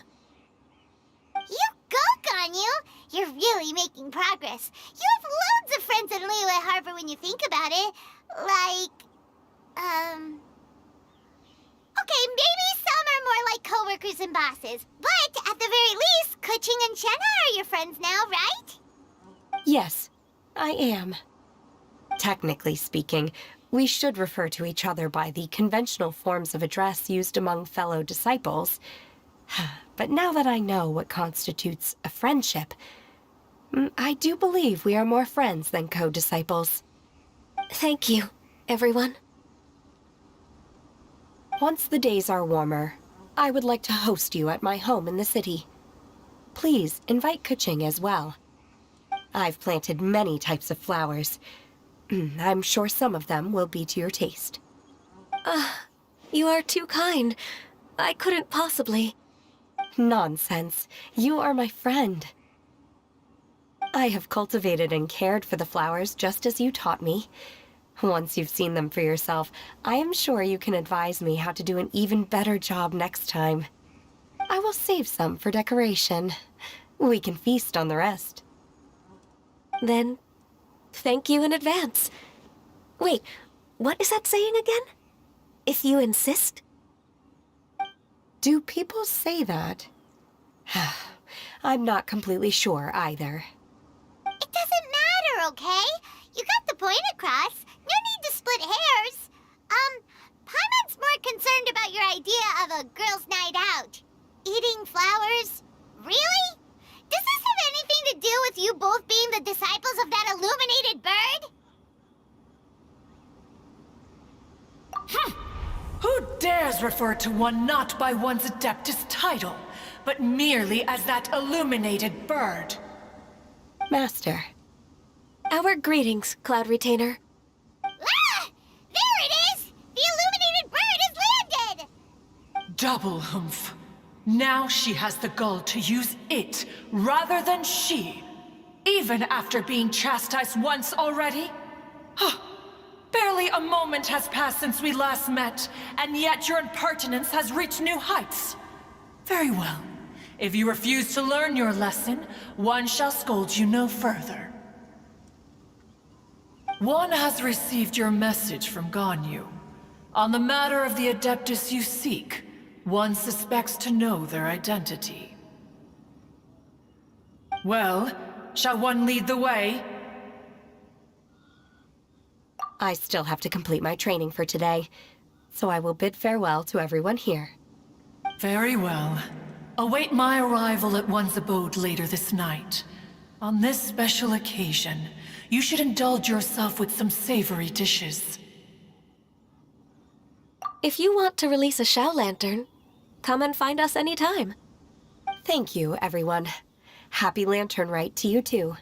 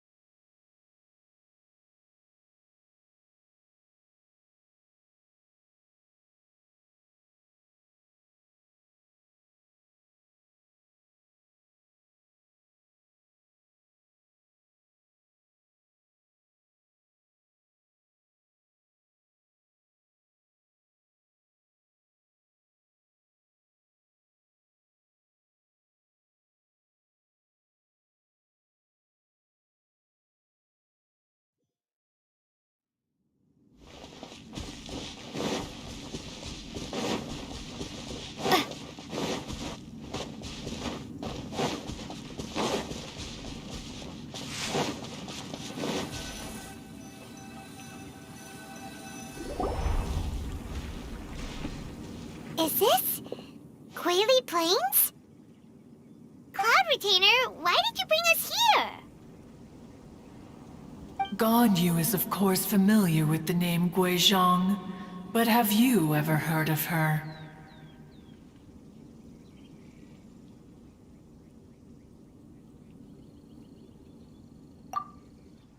Guizhong is another name of Agentis, the god of dust. She was extroverted in nature and adored social gatherings and inventions alike. Long ago, this region was yet a prosperous assembly. Guizhong often invited her friends to visit her home, reserving for us seats around the largest stone table. Sea Gazer would always bring out his latest treasure and place it upon the table. He could be quite the braggart. Though usually a mild-mannered fellow, when it came to those collectibles he was so fond of, he always loved to show them off. Paimon remembers that name. So that's what Sea Gazer was like. He was an old friend and a former rival. One has many memories of him.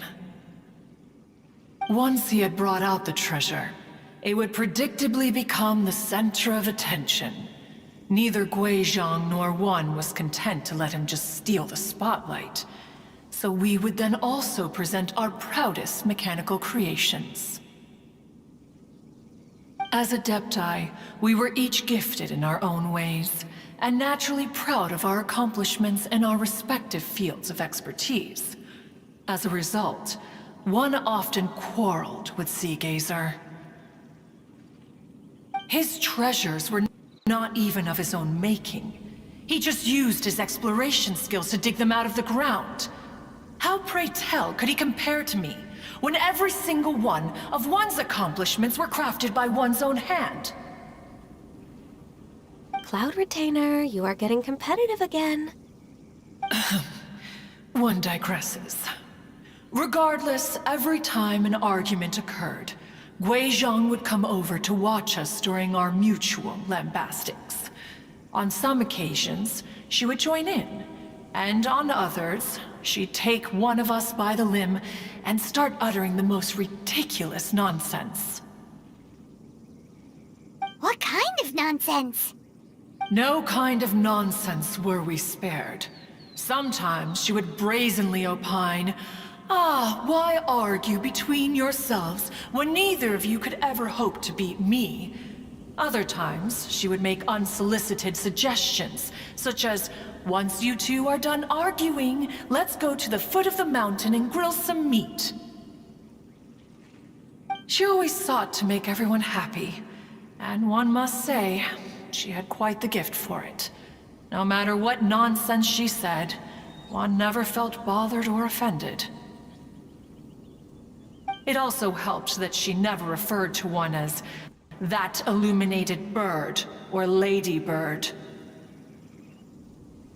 Come on, get over yourself! Anyway, just as our impassioned arguments would reach the apex of acrimony, Marchosius would bring his delectable dishes to the table. Who would dare snub the stove god and his wondrous creations? At the sight of him, we would all immediately drop the argument and prepare the table for a night of feasting and drinking. Back then, one was always bothered by how the cups Rex Lapis brought were always too square for one's taste. Can you see yourselves ever enjoying a drink from a square cup?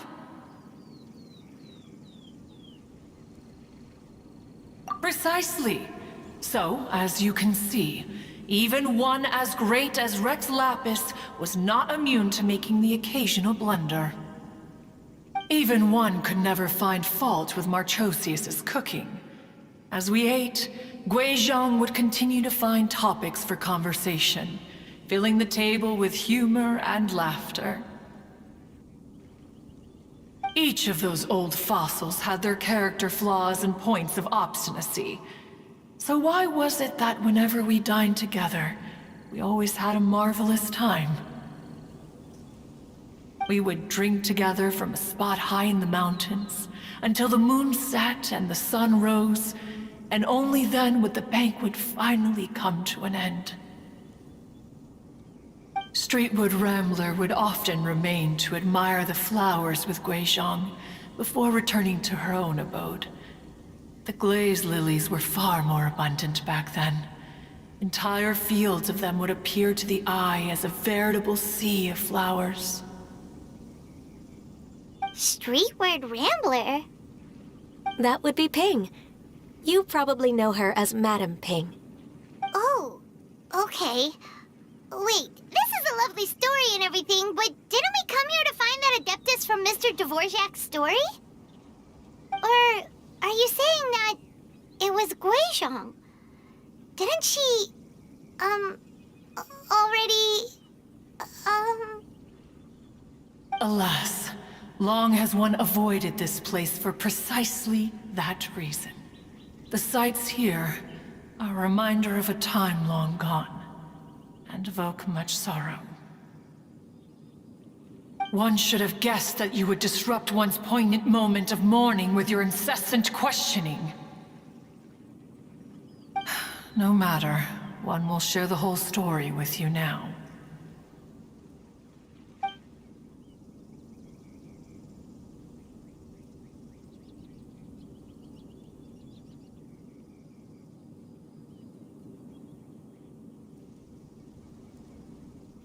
In times gone by, one quarreled oft with Guizhong concerning mechanical principles. We each had our ideals, and neither would yield. Under the pretext of a social gathering, one invited the impartial Rex Lapis to judge the quality of our creations. But Rex Lapis declared that Gui Zhang's Obscuro Vulpus mechanism was superior. Though one was too proud to acknowledge it, in one's heart, one knew that Gui Zhang was indeed the superior talent in the mechanical arts. As for the story between Gui Zhang and Streetward Rambler, that begins with a certain bell. In Gui Zhang's opinion, while mechanisms were no substitute for human composers, they were yet capable of producing simple but fine melodies. But Streetward Rambler believed music to be an expression of the soul, an emotional enterprise that could never hope to be replicated by machinery.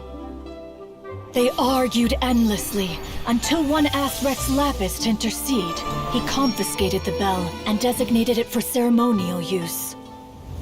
Thereafter, one would often find them convening in the mountains, discussing music, mechanics, and all the affairs of the mortal world.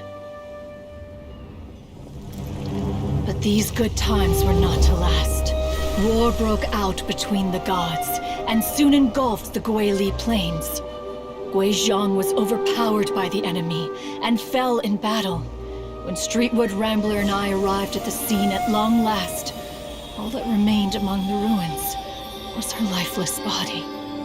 After this, at Streetwood Rambler's request, Rex Lapis granted her the cleansing bell for safekeeping. To honor our friend's memory, one made a few finishing touches to her ballistic device. Many lantern rites have passed since then. Many greetings and goodbyes. Upon what do you gaze? The Guili Plains? No. It's everything.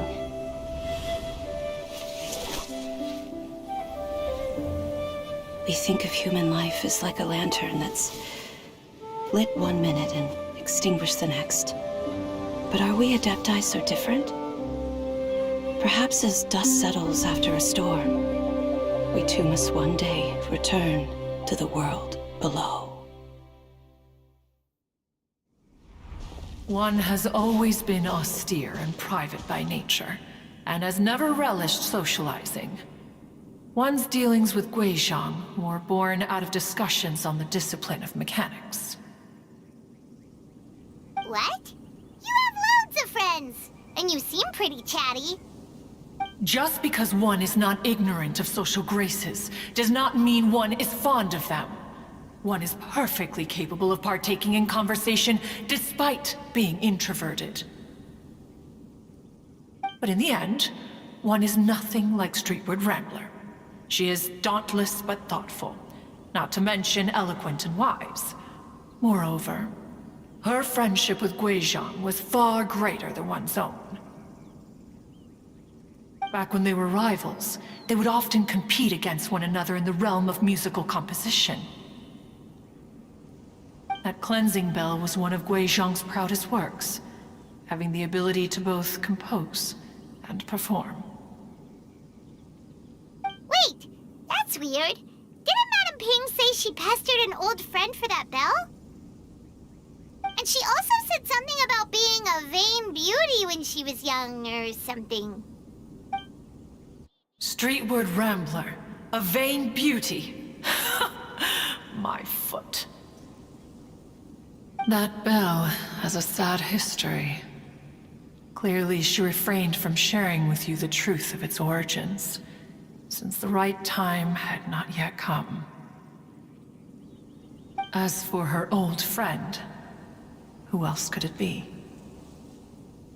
As soon as Streetward Rambler heard that a certain Zhang Li wished to borrow the bell, she realized that the man was none other than Rex Lapis, and that he had made an enormous decision. After all, we all have known each other for several millennia. Some things between us are implicitly understood. Whoa! So they were talking in secret code? Oh, Paimon did not see that one coming. Enough of your intrusions. Where was one up to? Ah, yes. One remembers now. The cleansing bell is powered by a mechanical art, and can be used to great effect as an accompanying instrument. After the passing of its creator, it was used on numerous occasions during rites of parting. But Streetwood Rambler did not acquire it from Rex Lapis for the purpose of producing further funerary tunes. No. Each time she rang it, it was to play the tune that Gui Zhang composed on it. The two once clashed over their beliefs about the meaning of music. Who would have thought that with Gui Zhang's passing and Streetward Rambler's mourning, two tunes composed in discord would eventually become one harmonious composition?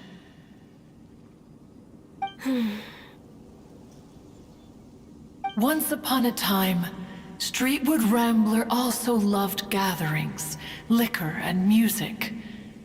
But after Gui Zhang passed, she preferred her own company. She could often be found sitting alone at a mountain summit, contemplating and reminiscing with her zither. The music would go from mournful to soothing to impassioned. Many years passed before she finally composed a melody to her satisfaction. In celebration, she played the tune to the clouds. Regrettably, one has only ever heard her play that tune once. Which brings one back to the matter you've been investigating. Perhaps it was during that performance that the ancestor of your Fontaine friend fell into the water and was saved by Streetwood Rambler. But if she was so happy with the melody, why would she only play it once? One was also greatly perplexed by this. After suppressing one's curiosity for a long while, one finally approached her and asked why she would retire the tune after having spent so long on it. In response, she said, "Though the strings that played that melody survive, the one who inspired it is gone. Tell me, Cloud Retainer, when the one attuned to my soul is no longer here, who else could hope to understand this tune?" Aw, poor Madam Ping. I just remember being taken care of by you when I was young.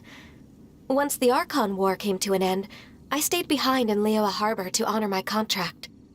Although I met Gui Zhang a few times, I never knew anything of this particular story. Gui Zhang was quite the visionary, but tragically passed before her time. Her manuscripts still lie unfinished in the realm of clouds. Blank pages give one cause for contemplation on what might have been. Had you not decided to search for that mystery Adeptus, perhaps these stories, too, would have been lost to the sands of time. As of now, you know the truth. That the Adeptus who rescued the drowning man was none other than Streetwood Rambler. Do you intend to discuss this with her?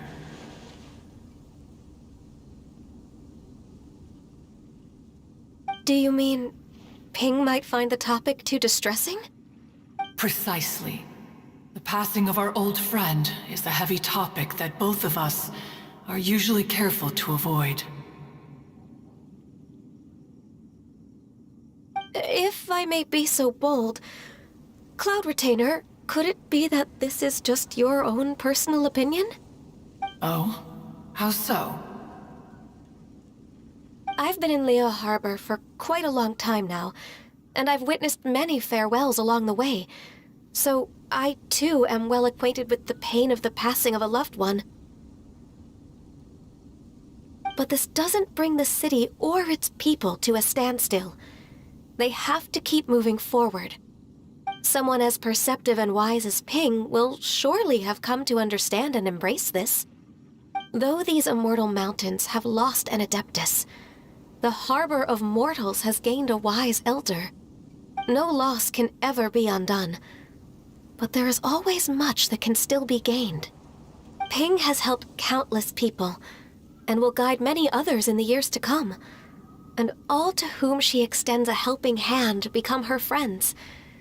People she can admire flowers and discuss music with. Though it is heartbreaking to lose a kindred spirit, life goes on, because there are new friends waiting for you further down the road. We even asked Madame Ping what she thought about adding a music festival to this year's Lantern Rite. Oh, when we get back, why don't we just ask her if she'd like to perform? Maybe we can even get her up on stage. You youngsters and your imaginations. Why don't you come with us? It's been a long time since you last spoke with Ping, and Liyue Harbor is always decorated so beautifully during the festival period. Is not every Lantern Rite the same in this regard? Were there ever anything new to discuss, one in Ping could meet any day of the year. I disagree. Each new day and each new year is different from those that have come before. How long will you simply let them pass you by?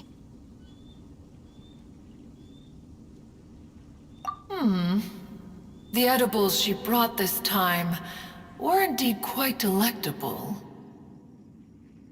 Very well. Then one will be off. If the other old fossils have sneaked away into the city to amuse themselves, one shall soon find out. All right. We should be getting back to the harbor as well. We don't want to keep her waiting. Once the Guili Assembly, now the Guili Plains. Say, if we planted flowers there and cared for them carefully enough, do you think that one day we'd be able to recreate the sea of glaze lilies? Allow one to take back one's praise from a moment prior. You are still far too given to flights of fancy, child. What? Cloud Retainer? You were still listening? One observed that you were making no effort to leave, and returned to chasten and hasten you. This time, one is departing in earnest.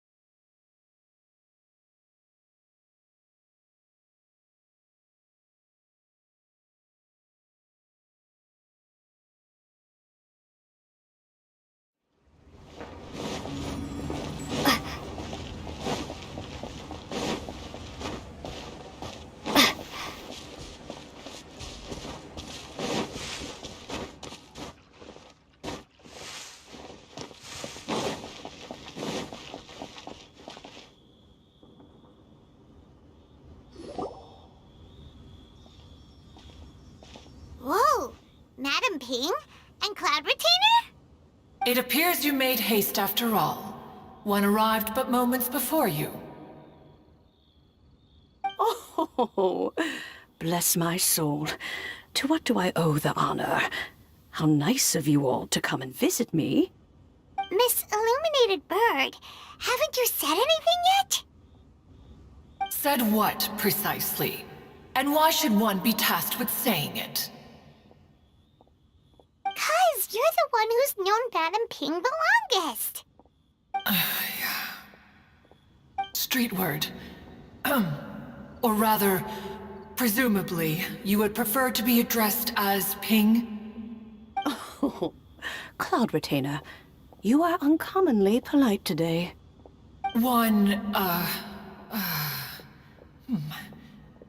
Given that Lantern Rite is almost upon us, the weather in the city is most pleasant, and a sweet floral fragrance lingers in the air. Ahem. Ganyu, please continue from here. Huh? All right. So, this all started because we were trying to help Mr. Dvorak find the Adeptus who saved his ancestor's life.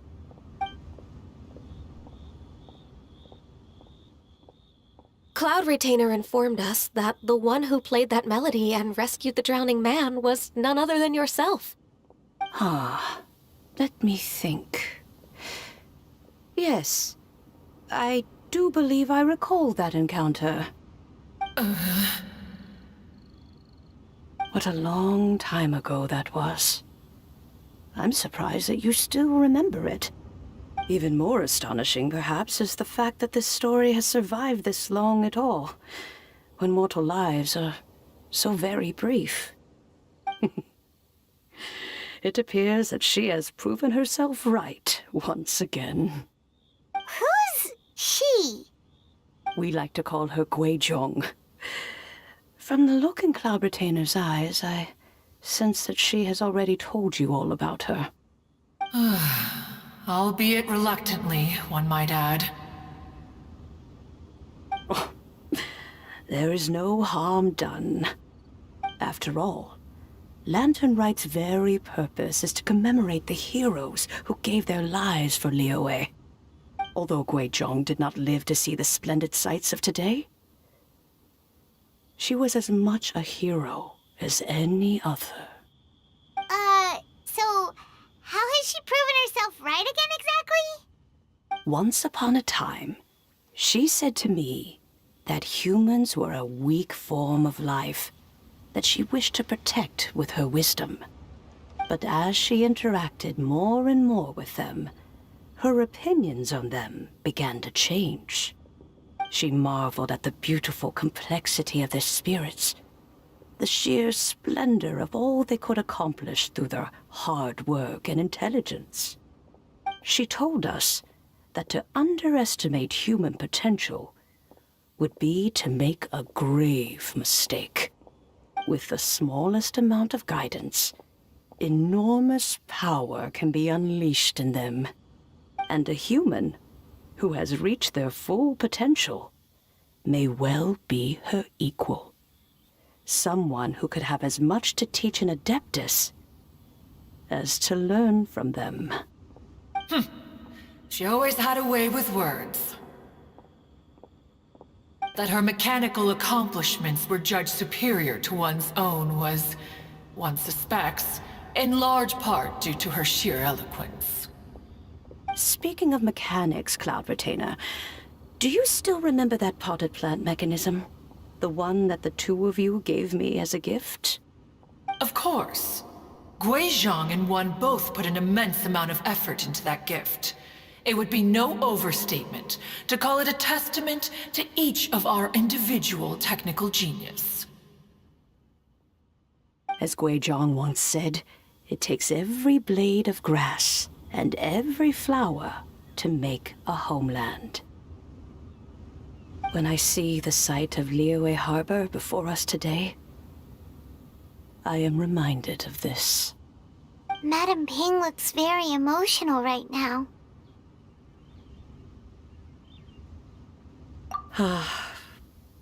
Of all of us, it was Guizhong who was the fondest of these grand and exciting occasions. If she were still with us, I'm quite sure she would still be trying to best Cloud Retainer's finest works at every opportunity. Liyue Harbor is always filled with the sound of music at this time of the year. If she were here, one is certain that she would seek you out to discuss and debate the virtues of various melodies. Oh yeah, music! We've been dying to ask. What was the melody that you played back then?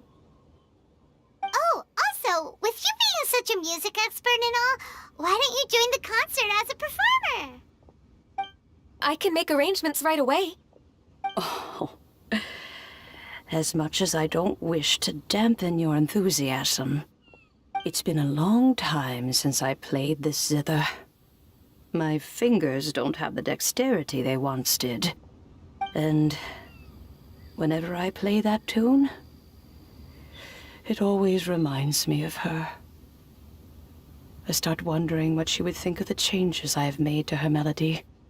There was a period of time whenever I started strumming, it almost felt like she was back again.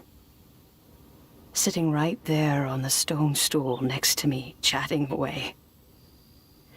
Skybracer and Seagazer too, looking just like they did in the old days. No matter how much time goes by, the moment that melody starts playing, it transports me right back to that time in my memory. So the past still weighs heavily on your heart? Oh, I would be lying to myself if I claimed to have completely moved on. But that is not to say that grief doesn't get easier with time. Despite the sadness, I have found many things that bring me joy in life. It is simply the nature of the world in which we live that, even if one wished to mourn for an eternity, it would be a nigh impossible feat. Just look at this potted plant. Isn't it stunning? It takes an honest and open mind to confront and conquer grief. You have indeed made progress. Be that as it may, I shall leave the lantern rite stage to the youth of today. Well, if you're sure. Granny! Whoa, what's everyone doing here? Did something bad happen? Ah, and now we've spooked Yanfei. No, everyone's just here to give me their regards for the holiday. Oh, that's wonderful, I'm glad. Well, in that case, happy Lantern Rite, everyone. Happy Lantern Rite. Oh, I just remembered that I have some, work to do at Yuehai Pavilion that I need to discuss with Yanfei. I haven't been able to find a chance until now. I will leave Mr. Dvorak in your capable hands. Cloud Retainer, Ping, we will be off for now. Huh? Does it have to be right now? Which case is this again? Hey, Ganyu! It seems Ganyu still has much to learn when it comes to the art of deception. What a pity. She has learned nothing of one's ability to carry a conversation. Since it's been so long, Cloud Retainer, why don't you stay? I'll make a cup of tea and we can chat a while. Gladly. This was one's intention as well. When you next see the Fontaine musician, please give him my regards. I'd like to wish him the very best with the concert. You got it, Madam Ping. Thank you all. I think you've listened to enough of my nattering for one day. As for that melody, I will play it for you all another time. Goodness knows I need to practice it first. Wow, that'd be great! We'll look forward to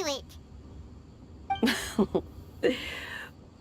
When that time comes, wherever her spirit may be among the countless grains of sand and specks of dust between the harbor and the mountains, perhaps she will look at the Liyue of today and steal a smile when she sees the prosperous land that it has become. All right, let's go tell Mr. Dvorak the news. It's a peaceful neighborhood. Ping, what say you to That would be quite one. You sound just... Have you ever... And if you... Ping, what say you to convening more often in the future? That would be quite wonderful. But I must say, after all this time, I've grown quite accustomed to the harbor. When we are to meet, I shall have to trouble you to make the journey to the city. You sound just like Shenhe. The child is constantly telling one all sorts of stories from the city, as if one was partial to them. Have you ever considered moving to the city, Cloud Retainer? There are plenty of people here to talk to.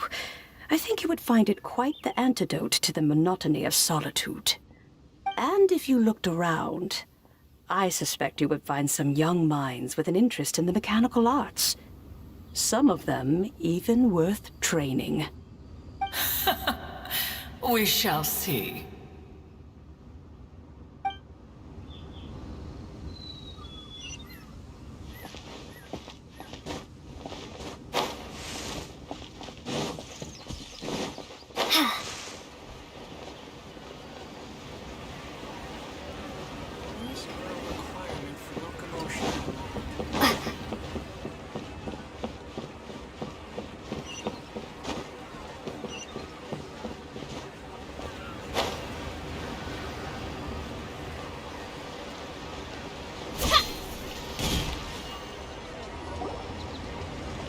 Mr. Dvorak!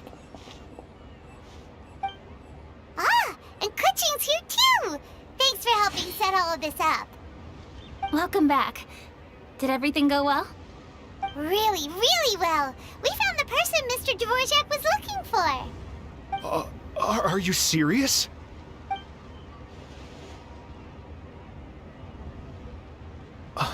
I see. So the melody my ancestor heard was an adeptus remembering her late friend? That certainly explains why it was such a powerful and poignant tune. Huh. That's a really interesting first reaction. Guess that comes with having a musical mind. I have to say, though, it's hard to believe that the fairy from the tale is now an elderly granny. Oh, Paimon knows exactly what you mean. Normally, Adepti don't age at all.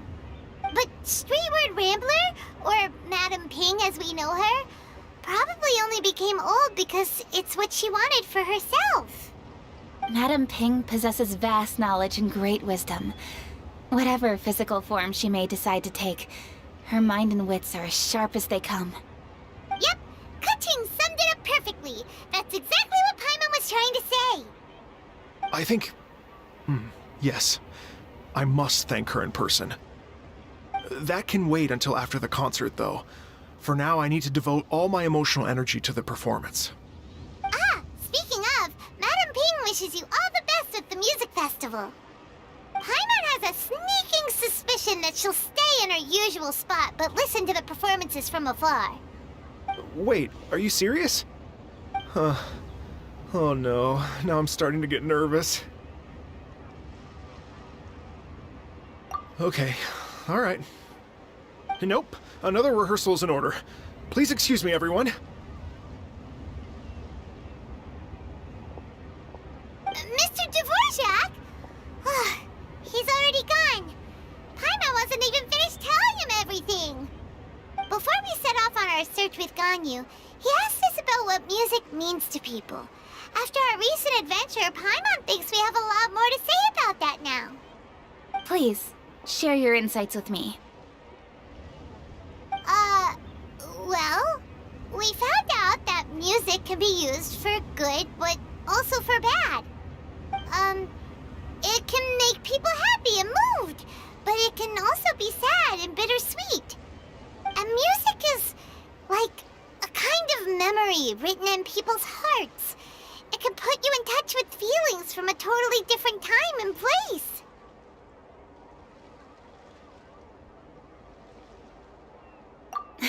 It sounds like you had an eventful trip.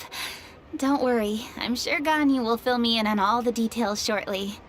Wait, does that mean you're gonna carry on working? Mm-hmm. Just a few things to wrap up. All the groundwork is done. As long as everyone enjoys the festival activities, all our efforts are worthwhile. Happy Lantern Rite to you as well. Whew. That should be everything taken care of, right? Oh, no, wait. Paimon feels like she's forgetting something. What was it? Oh, it feels like it was a while ago. Shoot! Latent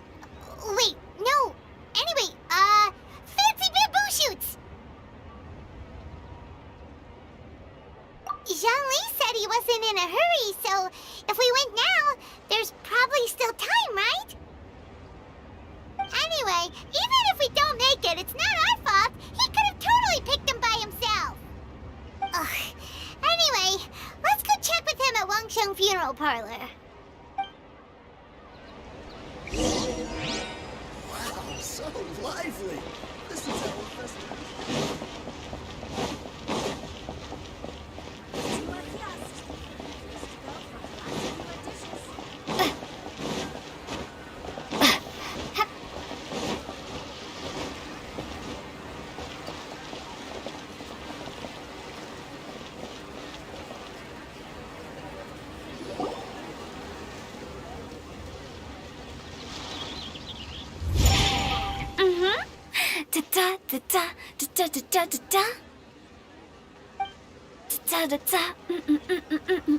Oh. All right, let's take a break here. Oh wow, look who it is! Are you here to hang out with everyone's favorite funeral director? So you're just casually practicing your rapping skills at the entrance to your funeral parlor? In broad daylight? Okay. After everything we've been through, you don't see me for a hot minute, and you're back to being scared of your own shadow. We have all this open space, a clear view of the mountains behind and the sea in front. Not to mention we have several invisible audience members enthusiastically cheering us on. It's the perfect spot to rehearse. Invisible audience members? Gotta say, it took me a few days to get used to Director Who's way of talking. Xinyan was pretty spooked too when she first got here. Just like when she sees a frog, but a giant frog with sharp teeth. Come on, knock it off. What's wrong? I've never seen someone look so confused before. Well, don't worry, because Director Who's here to explain it all. There once was a Fontaine musician who went around town on a mission. He came door to door for his iridescence tour, looking for acts to audition. With my words, Xinyan's chords, and Yunjin as our mentor, we'll take the stage by storm with flames roaring and the whole audience calling for more. For sure! The whole dance floor will be yelling encore! Encore! Oh, now Paimon's rhyming along. But when you say flames roaring, are you sure this will be safe? No, don't you worry about that. I'm pretty experienced on the stage, and I've already informed the Yuhong of all the pyrotechnics we're planning on using. Huh. Guess we'll just have to trust Xinyan on this one. Oh, Zhongli. He took one of those fancy meal boxes and set off for the mountains. Said he wanted to pay a visit to some old friends.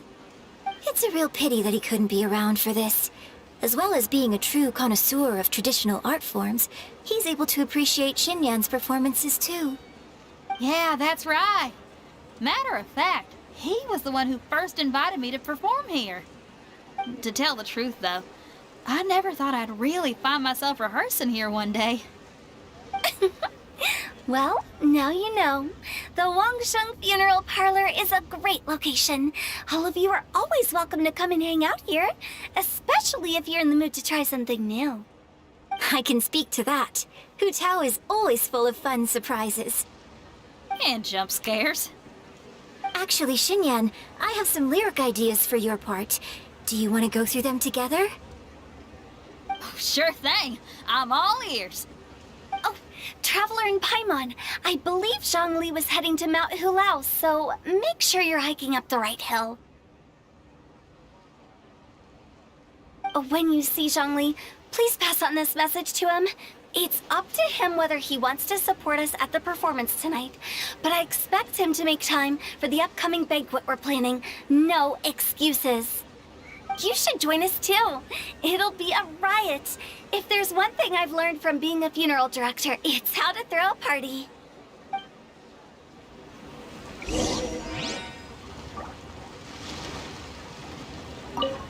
Okay, everyone. I think that's a long enough break. Let's take it from the top, shall we? Ugh, Miss Eunice, such a strict mentor. These breaks aren't even long enough to have a sip of tea.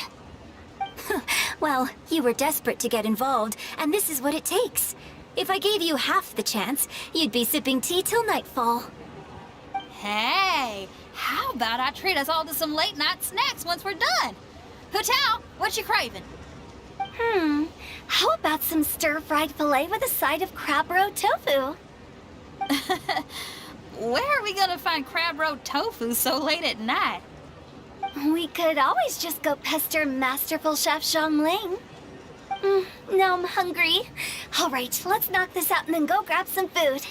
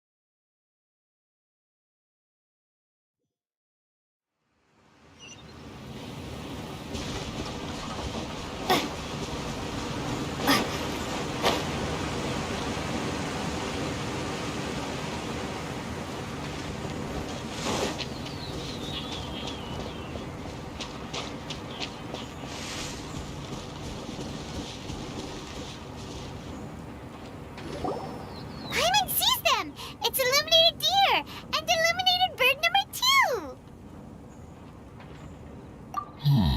2. A familiar face. Have you come from Liyue Harbor? How is the city nowadays? Everything's great. But if you're so curious, you can always go and check it out for yourself. In fact, Mooncarver has been taking many walks on Mount Tianheng in recent times. I believe the sights of the city are quite familiar to him. Zhongli, here you are. We've brought the bamboo shoots you wanted. Impeccable timing.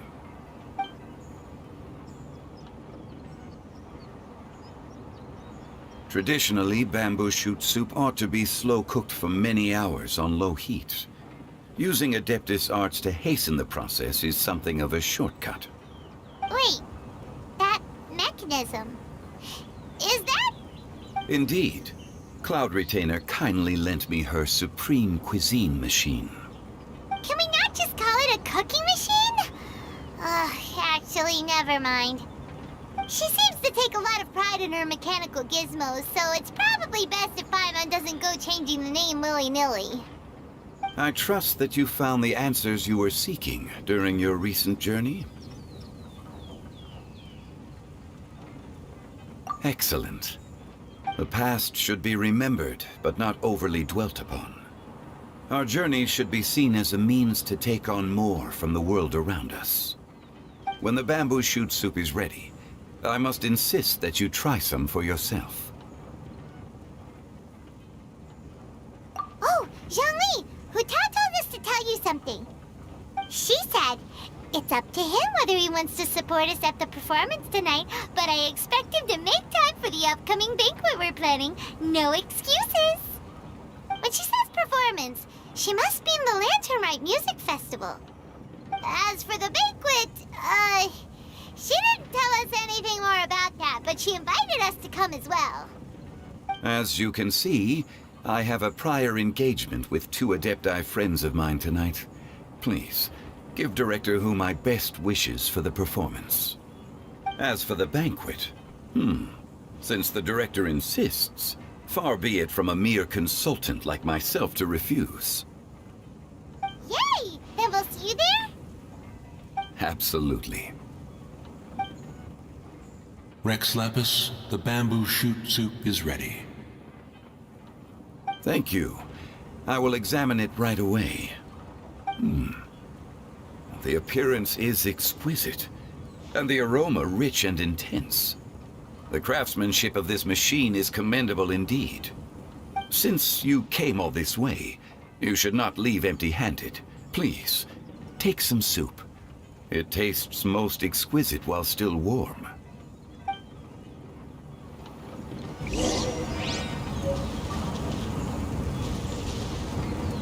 I intend to reminisce with my old friends for a while longer. You ought to get back to Liyue Harbor. There is a performance you do not want to miss. Had one known that Cloud Retainer was in possession of such eminently useful devices, one would have sought to borrow one from her long ago.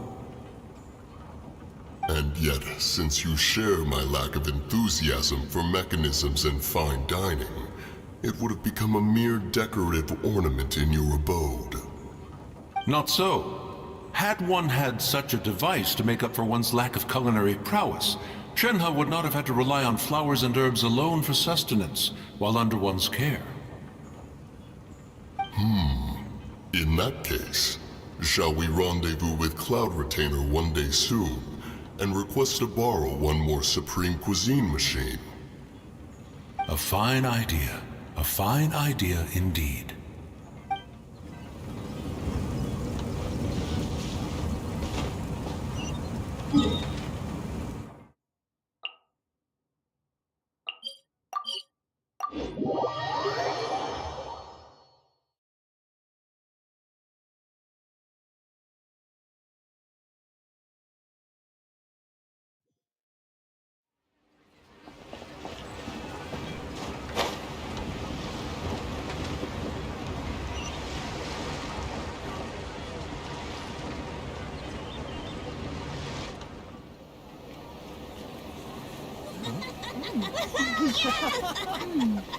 I'm honored to be here on the Iridescence Tour stage. All right, without further ado, I'm Xinyan, this is Hutao, and this is a little something called... The Blaze Lilies!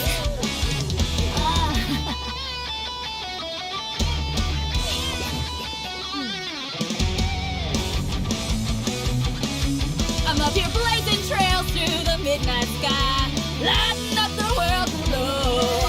And when the crowds all hear my voice, they'll meet the spirit of rock and roll. Let's go! Hey, you butterfly, you two buzzing by, guiding your way to the afterlife, opening the path without a fright. Oh, I'll light the fire, watch it blaze across the universe. I'll spit my rhymes, watch your step, or you'll get burned. Hey, woo!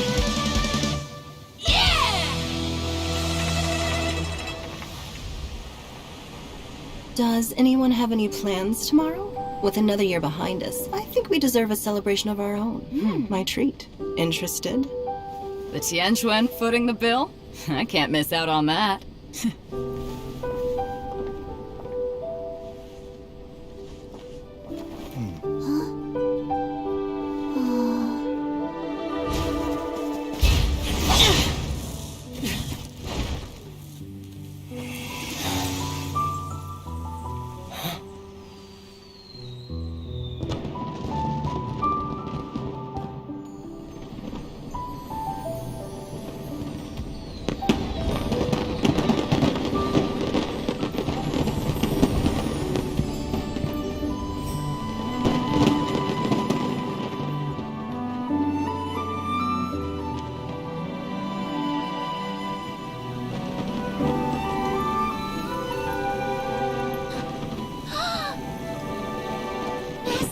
Master, listen!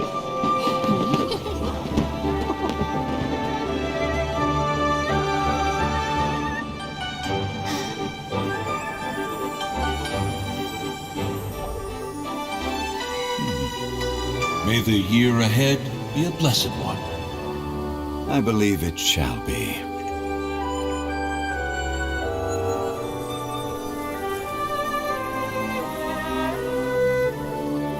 Master, the Xiao Lanterns, Ha! Elementary. One shall fashion for you a Xiao Lantern the likes of which the world has never seen. And you must take it to Liyue Harbor to display its magnificence for all.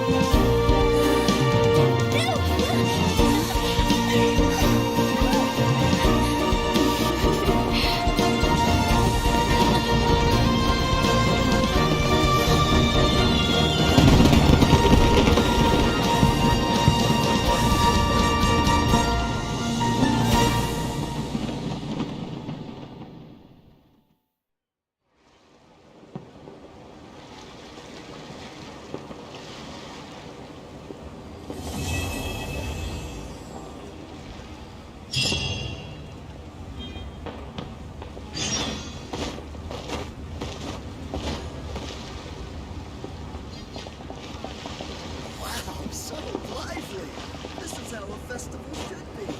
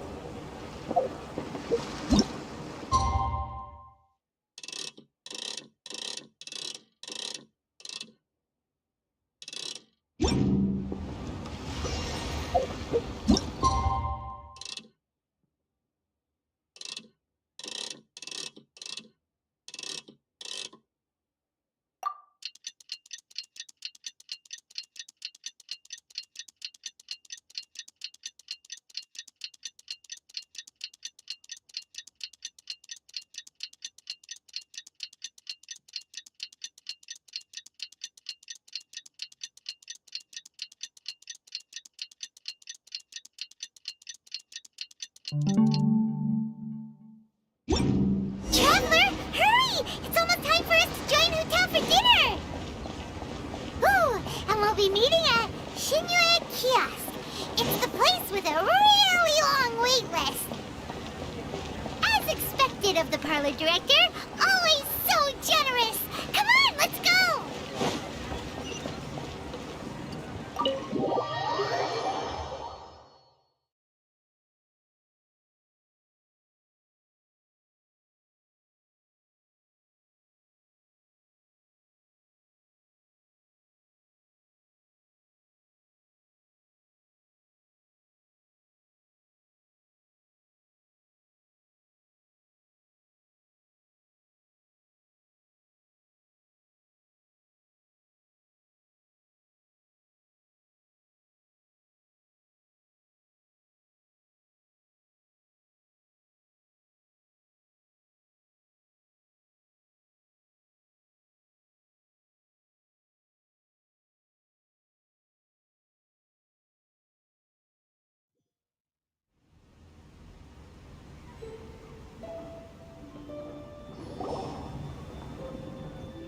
Oh, so that's how it is. Thanks for the suggestions, Mr. Zhongli. I have them all noted down. I've long heard that your knowledge encompasses all things old and new, Mr. Zhongli, but I never knew that you were well versed in the art of cooking, too. It is truly an honor to make your acquaintance. No need for formalities. I too feel humbled to be in the company of such talented young people. There are many things I could learn from you. Oh, you flatter us. If it's possible, may I trouble you to provide a few words of guidance for my practices in exorcism? Exorcism? I can't say I'm an expert in the field, but if you don't mind, we could start by discussing... Whoa, there's so many people here. All we knew was that Hotel invited Zhongli over. Paimon never thought we'd be meeting so many old friends. Happy Lantern Ride, everyone! Likewise. Please take a seat.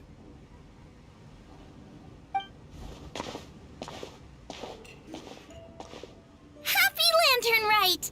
Are you having fun? Me too. I've seen Xinyan perform before, but this is the first time I've watched something like this. I heard that the audience loved it too, and she's been receiving quite a lot of performance invitations lately. She's more busy than ever, and Yoonjin's gonna help her. Yep, and they asked us to pass on their season's greetings to everyone. They hope we'll have a wonderful gathering. The performance was spectacular indeed. However, it gave Xiangling a huge burst of inspiration, which in turn gave us a bit of a headache.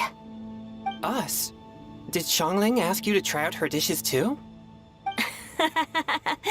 That, my friend, is beside the point. Watching you eat was enough for me. Come to think of it, I probably shouldn't have burdened Chongyun with eating my share too. Hold on, Xiangling came up with a new recipe? Oh, let Paimon try! See, someone here knows how to encourage people. Thanks, Paimon. Oh, and I have to thank Mr. Zhongli, too. He gave me lots of useful pointers that really drove it home for me. Oh, so that's what you were talking about before we arrived. Yes. Since we'll be dining together, the topic of our conversation naturally revolved around cooking. Xiangling's ideas are truly unconventional. Her choices in both ingredients and spices are comparable to a melody dancing on the tongue. My suggestions were nothing more than the icing on the cake. Oh, the two of you always deliver. Now I'm getting embarrassed. Anyway, I'll get everyone to have a taste after I've adjusted the recipe based on Mr. Zhongli's advice. That sounds like it might become a little safer to eat. How about I sample the dishes next time? Speaking of eating, Paimon feels like we're missing someone. Oh, Huta was the one who invited us, but she's not here. And where's Guoba? Oh, Guoba volunteered to help Dad at the restaurant. You know, lots of people come over to eat during Lantern Rite. Without Guoba helping out, I probably wouldn't have had the time to accept Hu Tao's invitation. As for Hu Tao... The director went to collect a guest. She asked me to stay here and host you for the time being. Seems like it's almost time. Huh? Hu Tao went to fetch someone in person? Oh, that must mean they are super important. Could it be... Kuching? Ningguang? Or Captain Beto? She didn't clarify. And as her subordinate, I couldn't just pry into the details, could I? Ta-da! We're here! Oh, we're not late to the party, right? Right? Good thing the Conqueror of Demons and I are both as swift as the wind. And whoosh, we made it just in time.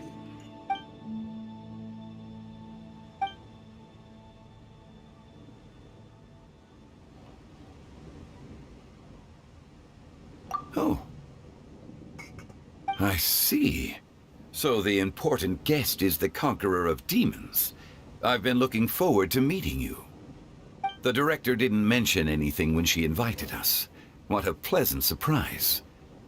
Gathered here with us tonight are not only young and accomplished individuals, but also the protector of Leo's peace, Adeptus Alatus. To convene here with all of you is indeed a great honor.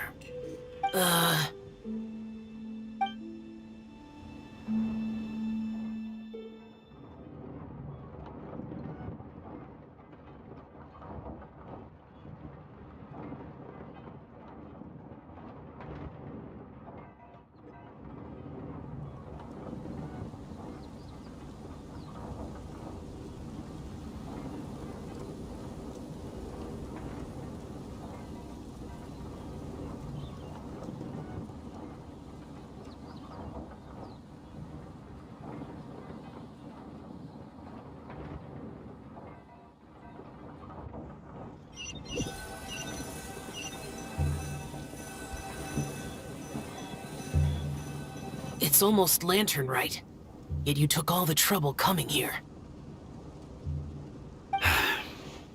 The director has a way of making it difficult to decline. Rex Lapis, may I ask what troubles you? The director asked me to buy sesame oil in preparation for the celebrations. Huh. Then why would you come all the way to Wangshu Inn? I had a pleasant chat with Chef Yen Xiao and received some spices from him. And, see? Here's some matsutake and a portion of ham. What about the sesame oil? It's a shame. I couldn't find the kind the director was looking for.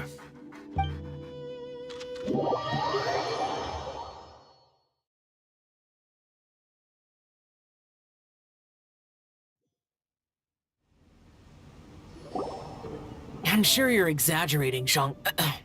Sir. There he goes again. Enough with the pleasantries. Go let our guests take a seat. Everyone here today is well known in their own field and has probably heard about one another to some extent. Some of us are even old acquaintances, so there's no need to be this formal. I heard that the Conqueror of Demons and the Traveler are pretty close, no? Great! You two sit together. You should take a seat too, Director. Oh, finally remembered me? When we arrived just now, the host at Shinue Kiosk told me our dishes are almost ready. Perfect timing. Let's not wait any longer and ask them to bring out the food.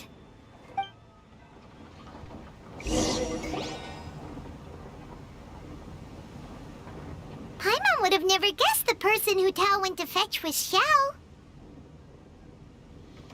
Oh, that's also the first I've heard of the Traveler and Paimon being friends with the Conqueror of Demons.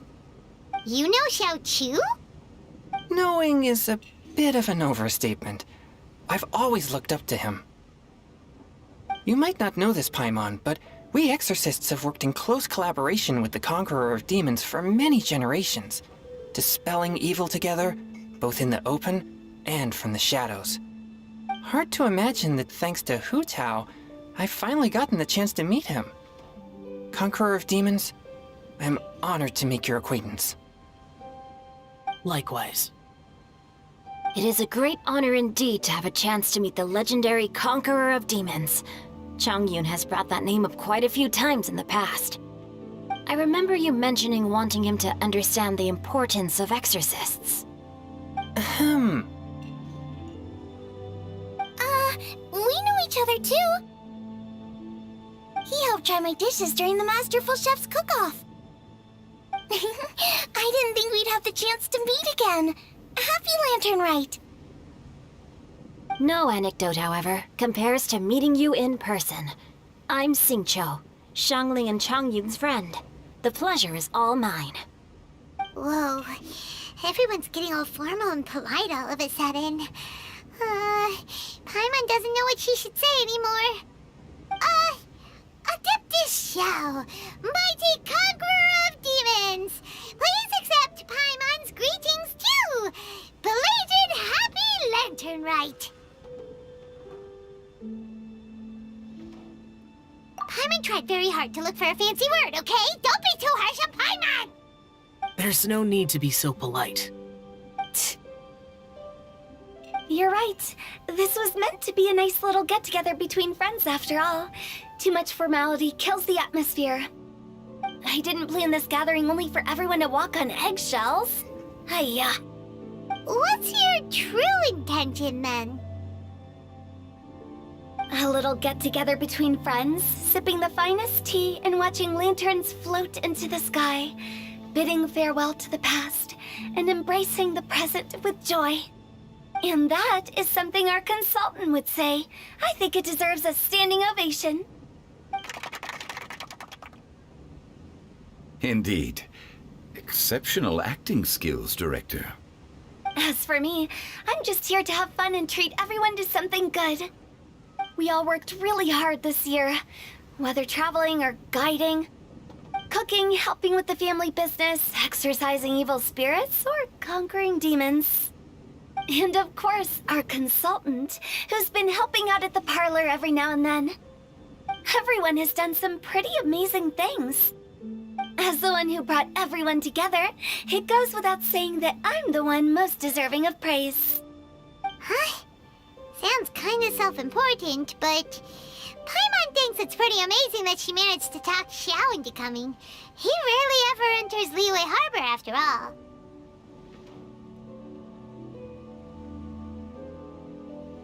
It wasn't as complicated as you think.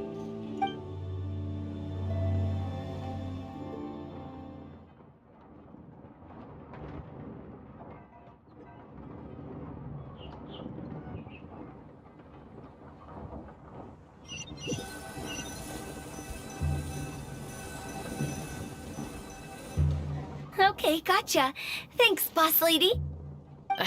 It's not boss lady, just boss. And there she goes. What a lively girl. Conqueror of Demons, Adeptus Shao. Guardian of Wangshu Inn, hero of Dihua Marsh. I know you're there. Quiet. Do not disturb the peace. Sorry, but you wouldn't show up if I didn't yell your name, would you? I know you. You're the 77th director of Wangsheng Funeral Parlor. Is there something you need?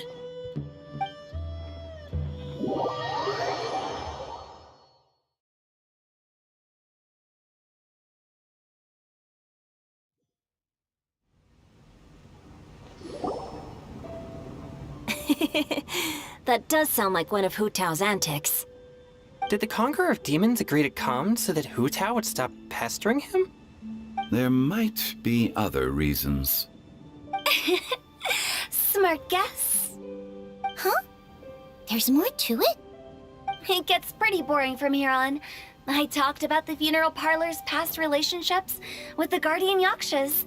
You know, just to be sociable. In the time of the Archon War, disputes were frequent, and disaster overtook the land. Humans couldn't escape from the torment of the plague, nor could they escape death.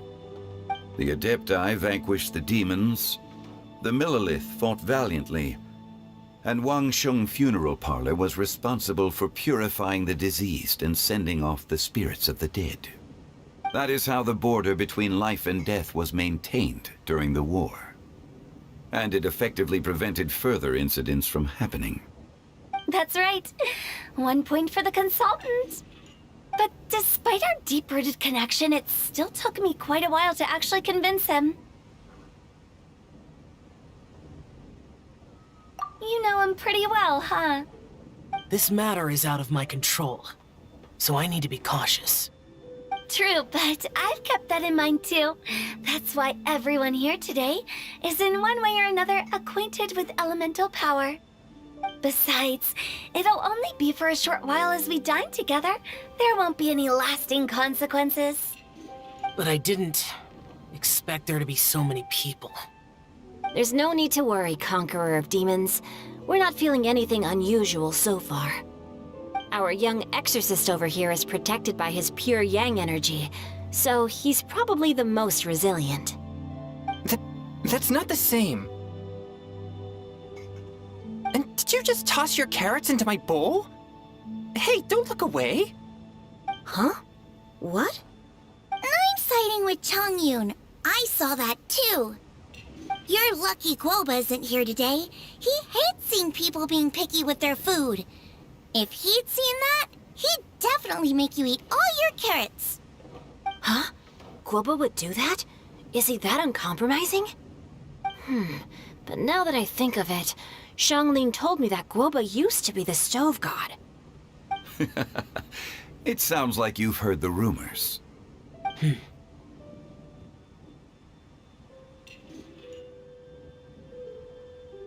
I'm doing fine.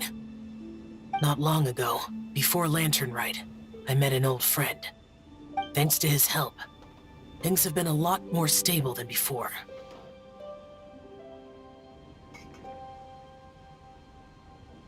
Right! Wait, what?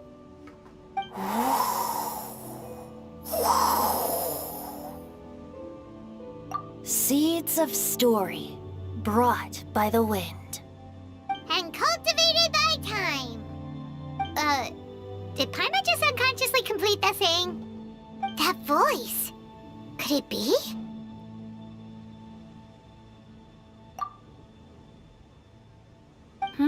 If I'm not mistaken, there's someone knocking at the door.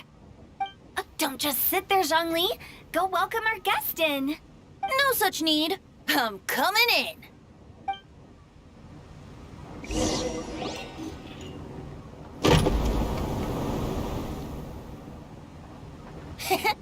You finally let me in. Hello, hello. No matter if we've met before or not, this moment marks a brand new encounter. Old friends and new, happy Lantern Rite. Oh, it's the tone-deaf bard. Oh, he seems to carry a valiant breeze wherever he goes. It looks like we're gonna be friends. Fate has brought us together, so come on, take a seat and be my guest. Help yourself. Oh, I'll ask them for another set of cutlery.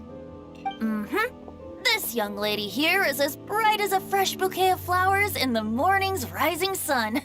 She no doubt is the one with the most authority here. Whoa, these dishes look amazing! Is it really okay for me to join in? All right, I'm digging in. Huh, it's you. Oh, isn't this Genu? Genu?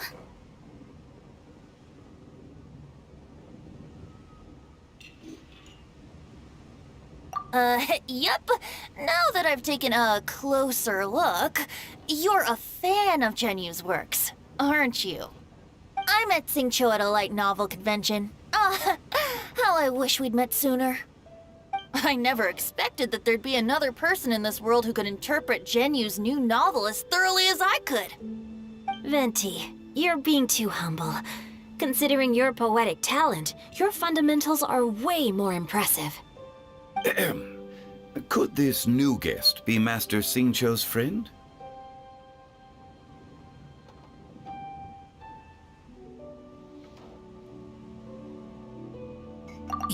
Yes. Monsters become more active than usual as we get closer to Lantern Rite. I was patrolling Dihua Marsh a few days ago, when I happened to run into this... You've already forgotten? I'm a bard, remember? And bards go around singing wherever they like. Oh, right. And this bard was performing in Dihua Marsh. It was a moving melody, and it made me feel relaxed and at ease. I couldn't help but stay and listen. Thank you for your patronage. I understand now, too. I'm Zhongli, currently working at the Wangsheng Funeral Parlor. It's a pleasure to meet you, new friend. And I'm his boss. Oh, and if there's anything unsatisfactory, let me know anytime. That's very considerate of you. Oh? No wonder. Only a boss as savvy and reliable as you would be able to hire such an impressive consultant. Oh, you're too nice, Venti. Not to brag, but our consultant truly is impressive. His knowledge extends across the stars and the land, and there's nothing throughout history that he doesn't know. From the sophisticated way he speaks, it's hard not to suspect that he could very well be an adeptus in disguise. Shao, you're an adeptus. Do you think it might be possible? Sorry. I'm only good at conquering demons. I'm afraid I don't have much knowledge in that matter. Really? But Paimon thinks you're super knowledgeable.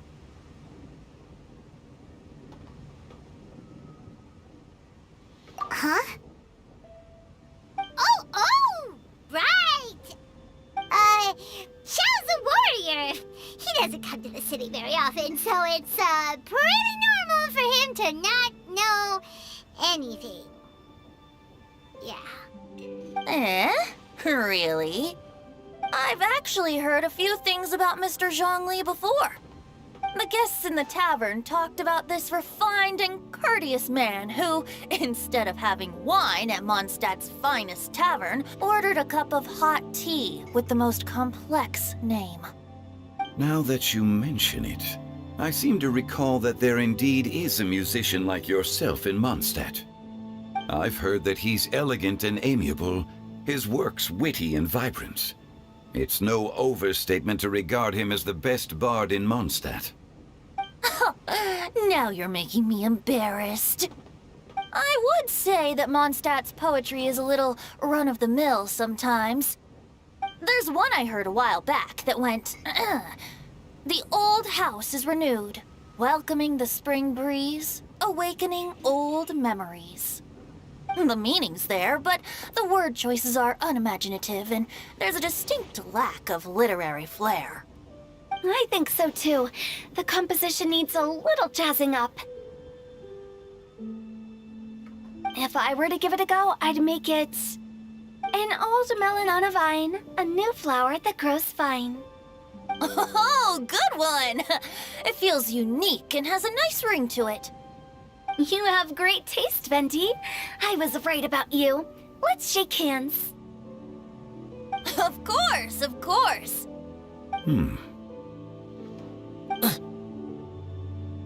Hey, Shincho! Mind lending me a few books when we get back? Pick out some well-written ones.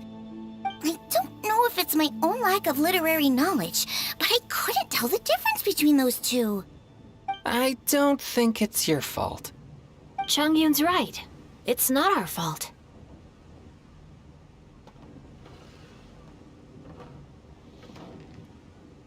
Oh, you have a point. But speaking of, why is the tone-deaf bard here? Are you here to take part in Lantern Rite too? I heard that Liyue will be hosting a Lantern Rite music festival this year. As a musician myself, how could I possibly resist the temptation to come take a look? Or listen. Getting to know other musical styles is essential to sparking inspiration, don't you think?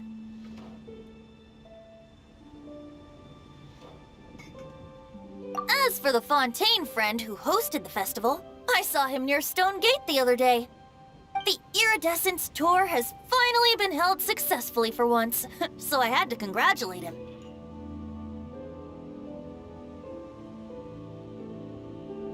Don't think anything of it. By the way, I was watching as you entered Shinyue Kiosk, but no one seemed to notice me. Should I say that it's because I'm an expert in hiding, or that a certain someone deliberately ignored the sound of the wind? Whenever Lantern Rite comes around, Liyue Harbor becomes bustling with activity. People are all busy watching the lanterns and strolling around the shops, and they might just go travel somewhere on a whim. It is rather difficult to predict another's whereabouts. The festival is in full swing and proceeding smoothly, and we're all gathered here with friends, new and old. This is no doubt a wonderful occasion worth celebrating. To come together with all of you at the beginning of the year, one can't help but be filled with joy. In a moment like this, I propose we raise a glass together. In my case, tea in lieu of wine.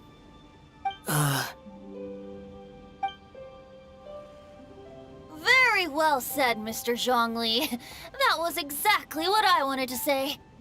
Now I'm getting a little self-conscious. I didn't cause you too much trouble barging in like that, did I? We usually drink wine during occasions like this over in Mondstadt, but since Mr. Zhongli insists on drinking tea, I'll give a toast with tea too. Everyone, thanks for the treat. You're welcome. As the host of this gathering, I hope everyone enjoys the food and drinks. May this year be better than the last. Considering that everyone may have other matters to attend to later, sticking to tea seems like a good idea.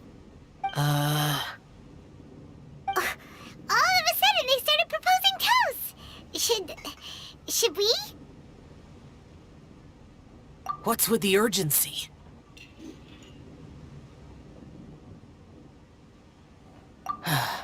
Sure. Have you two finished eating? It's always nice to have a breath of fresh air after a meal. Helps with digestion. Paimon will come too.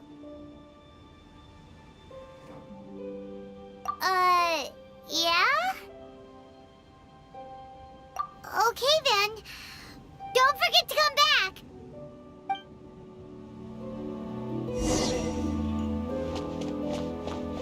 You're not allowed to leave Paimon here alone. To be honest, about saying the wrong thing.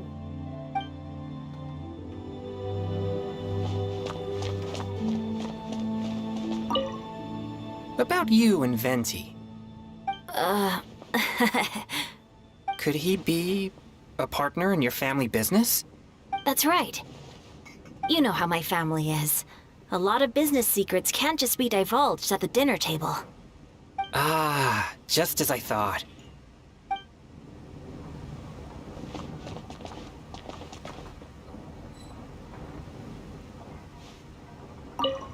Did you talk about anything interesting before we started the meal?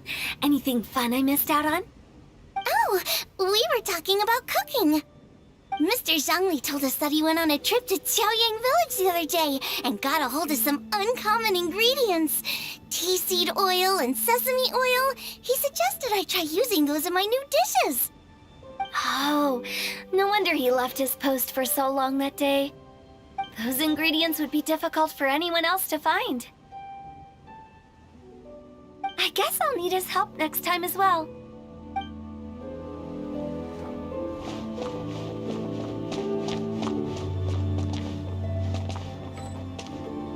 It seems like our new friend is an expert in wine.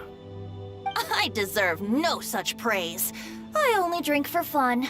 It's nothing compared to your expertise. I'm glad we're only having tea today. What if I got drunk and said something nonsensical? I'd surely become an object of ridicule to someone I've just met. No such thing. I wouldn't dare disrespect the director's guest. Let's depart. You go ahead.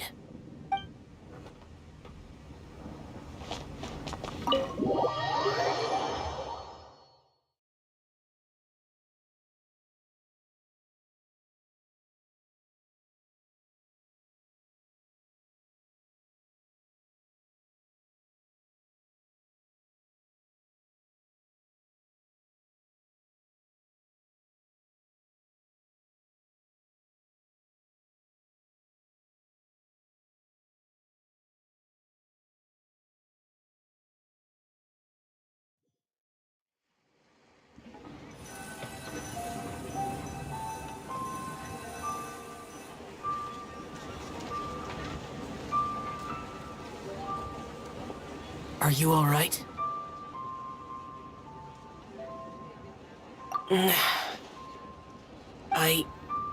It's hard to describe. It's not that. There were those among the Adepti who loved gatherings and idle chit-chat. Sometimes they would call up a few others for a drink. Even I got dragged along to their gatherings many times. The Adepti all have their specialties, making most of them proud and arrogant. Everything they say is straight from the heart. It never gets too complicated. But this time...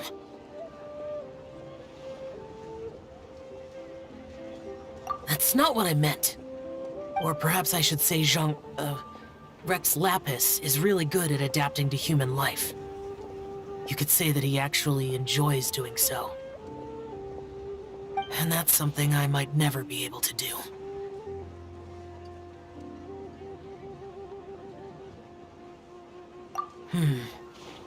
That does sound like something you would say. No matter. I know my circumstances. Whenever I think of the ordinary conversations I've had with you, it feels strangely novel. Yes. The parlor director went out of her way with the invitation, so it was difficult to turn her down. I had made mental preparations before agreeing to come. She told me that all the guests today would be acquainted with elemental power, and I knew that you would be here. But I didn't expect the other guests to be... General Capisis always said that we should live in the present and enjoy every pleasant surprise. Perhaps that's what I should do with what I'm feeling now. But I think he meant designing clothes for those around him. The clothes were intricately designed, but inconvenient to wear. Brother Bosacius never tried to hide his distaste in front of him. Rex Lapis did like his designs and even collected quite a few. The outfit he wears now was also designed by General Capices himself. I never saw him wear this during the war.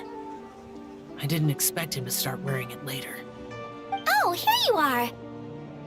I'm not intruding, right? You're not. What is it? Hu Tao saw that everyone's done eating and asked the staff to bring out the desserts. Paimon got so anxious that you weren't back yet that she scarfed down her dessert without the usual slurping and munching. And to be honest, I was kind of worried too. You looked a little restless just now, and I thought you weren't used to the food here and was planning to head back to Wangshu Inn for something Yanqiao made. You're worrying too much.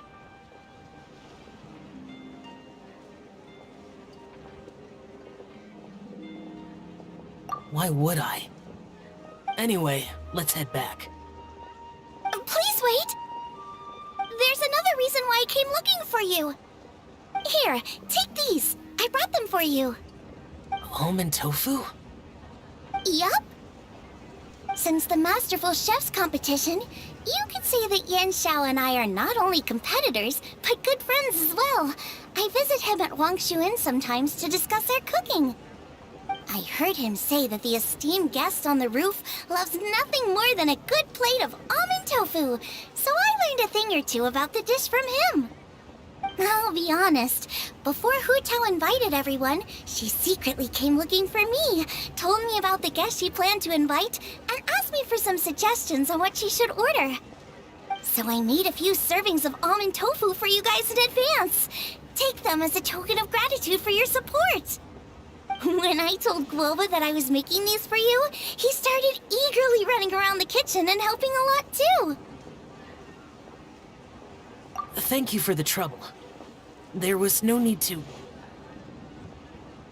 I'll take them. Thank you. And Guoba too. You're welcome. Oh, the almond tofu I made probably tastes and feels a little different from the type Yanqiao cooks.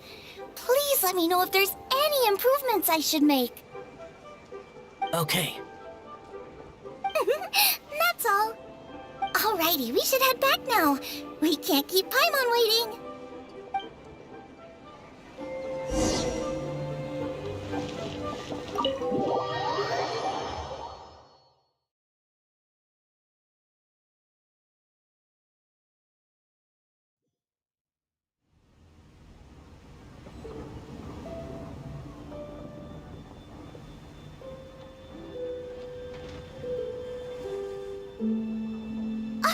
You're finally done whispering secrets to each other? So much for promising Paimon you'll be back soon.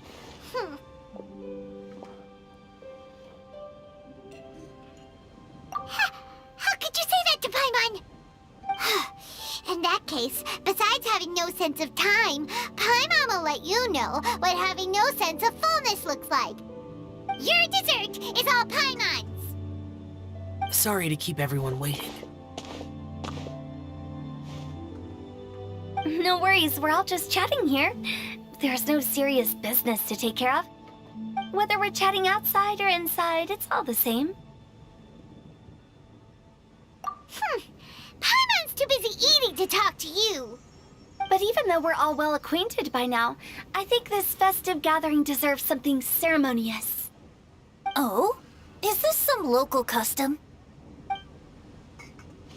Nope. This is something I made up so that good luck will be on our side, that's all.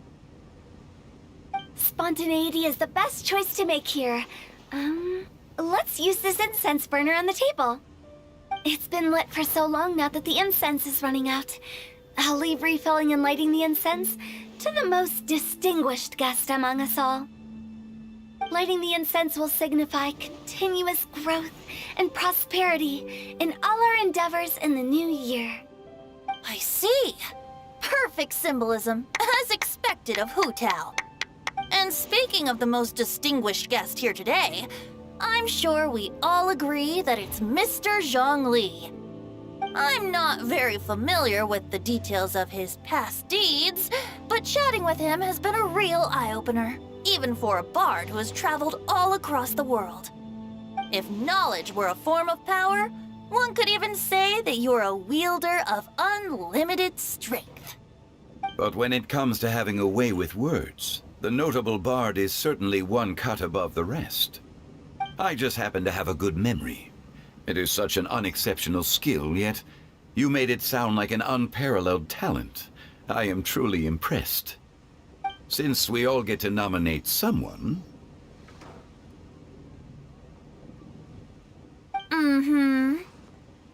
I think it's only fair that we let the parlor director light the incense. Huh? That won't do. Don't flatter me just because I'm your boss. We are looking for the most distinguished guest here. As the host, I shouldn't be involved in this discussion at all. Now that we've enjoyed this table full of delicacies, how about we let our one and only chef here do the honors? Is this really the way this works? I didn't cook any of these dishes. It's not a big deal. Just look at her, Xiangling, the disciple of an adeptus, the stove god's best companion, the winner of the Masterful Chef's competition. The only heir of the famous One Mean restaurant. A good old friend of mine.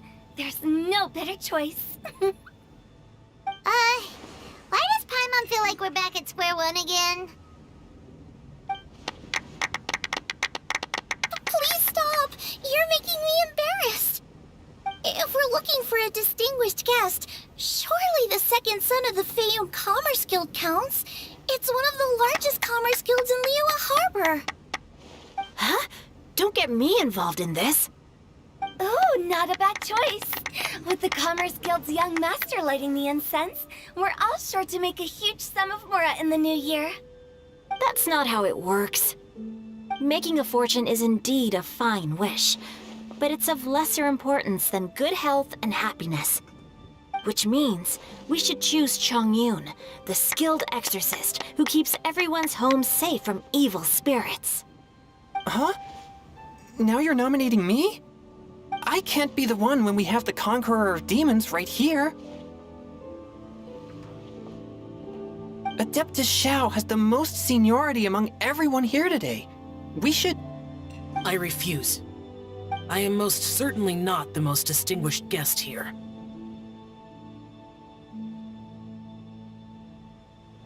You should all be able to make the right judgment based on your observations. One person here is well acquainted with everyone else.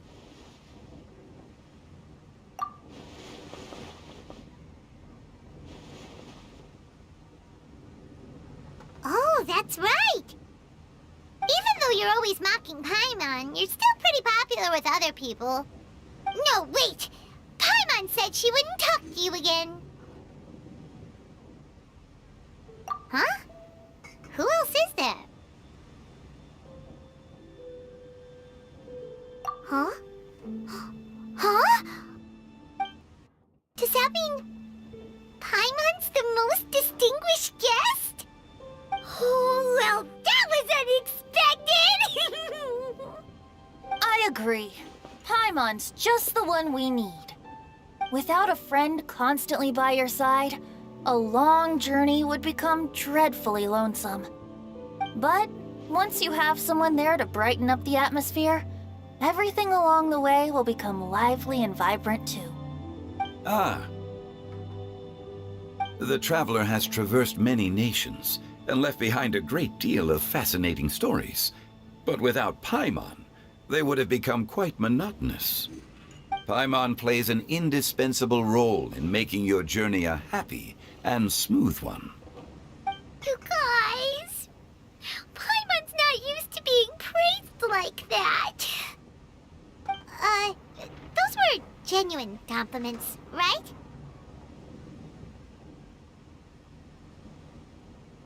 Thank you. You made Paimon wait for a long time, but Paimon's not mad anymore. Don't take everything to heart, Paimon. Friends tease each other all the time. That is indeed true. That means Paimon is as important to the traveler as Guoba is to me. Looks like we've come to an agreement. Any objections before we proceed? I trust the traveler's judgment. Then Paimon it is. And now, the world's most excellent traveler's greatest companion, guide, and friend, Paimon, will be refilling and lighting the incense for us. Here you go. Take the match, and don't burn yourself. But if things go really wrong, here's the 2-for-1 coupon.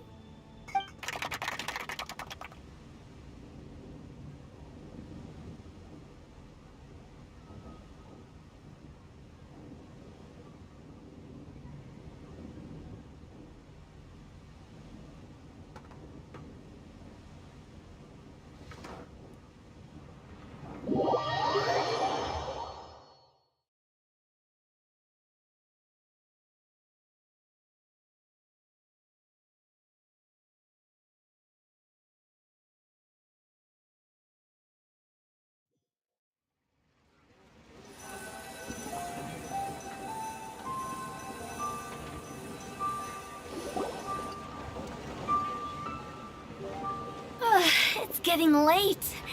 I won't take up any more of your time. You're all free to go as you please. Yep, the tea was amazing too. You don't have to go all polite on me. Just remember to come when I invite you next time. Let's see. It's dark out, so I'm going to accompany Xiangling, Xingqiu, and Changyun back home. As for the rest of the guests, I'll leave them to our consultant. No need. I'm headed towards the harbor to meet a friend on the ship. There's no need to trouble one such as Mr. Zhongli. I think you know the place I'm talking about. Come meet me anytime. It was great getting to know you all. Let's meet again when the spring breeze begins to blow. Bye! Oh, we should write poetry together sometime.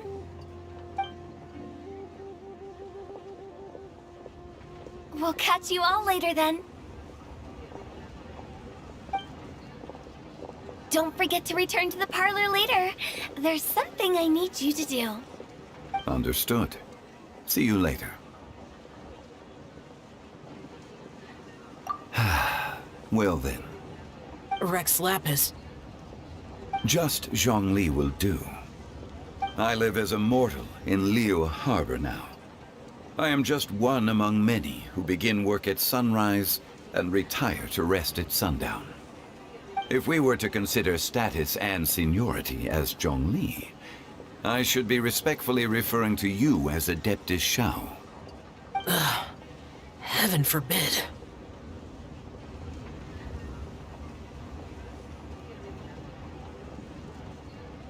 Not you too. I meant what I said.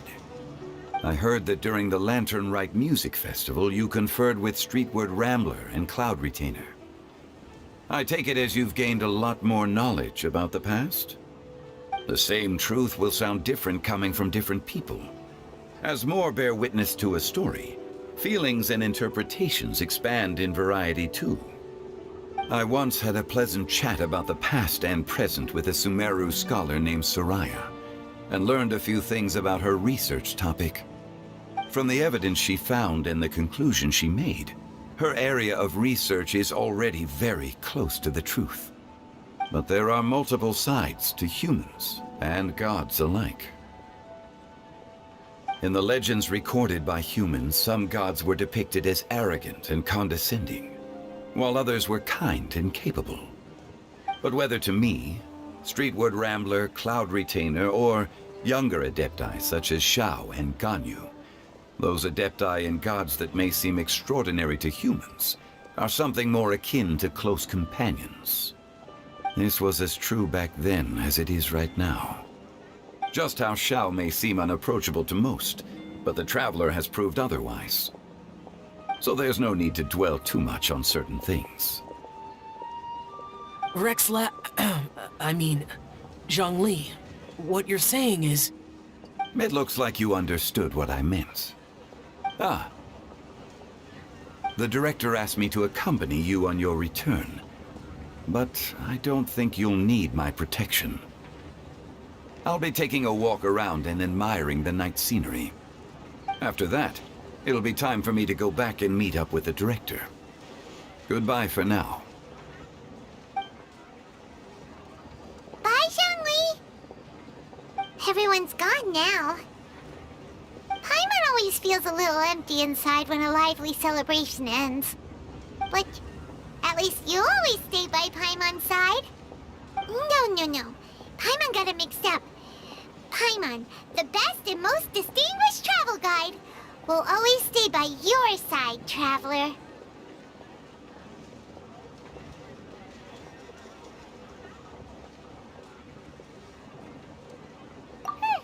Good that you were aware of that. Shell, is there anything else you want to do? We could take you on a tour of Liyue Harbor. No need. I've stayed here for much longer than I had expected. The city lights are a fine sight, but it's time for me to leave. The events of today occurred so abruptly. I appreciate your kindness. Okay. I'll see you next time, then.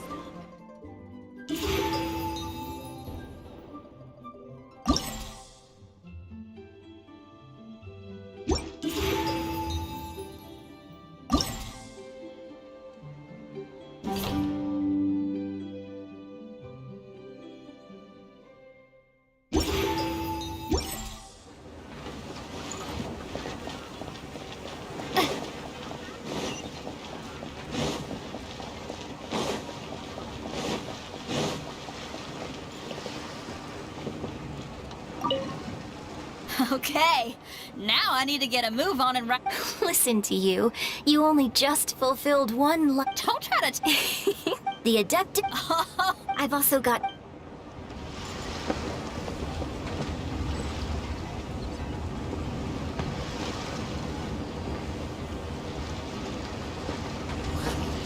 Okay, now I need to get a move on and write my next song. Listen to you. You only just fulfilled one lifetime dream. Are you really thinking about your next goal already? Don't try to tell me you ain't the same way. I bet you've already thought up a name for your next opera, haven't you? You know me too well, Xinyan. The Adeptus Seeking Voyage. How does that sound? Oh, man! Yeah, I can already picture it. I've also got just the finishing line for it. I'll close with, and the celestial melody echoed through the clouds forevermore.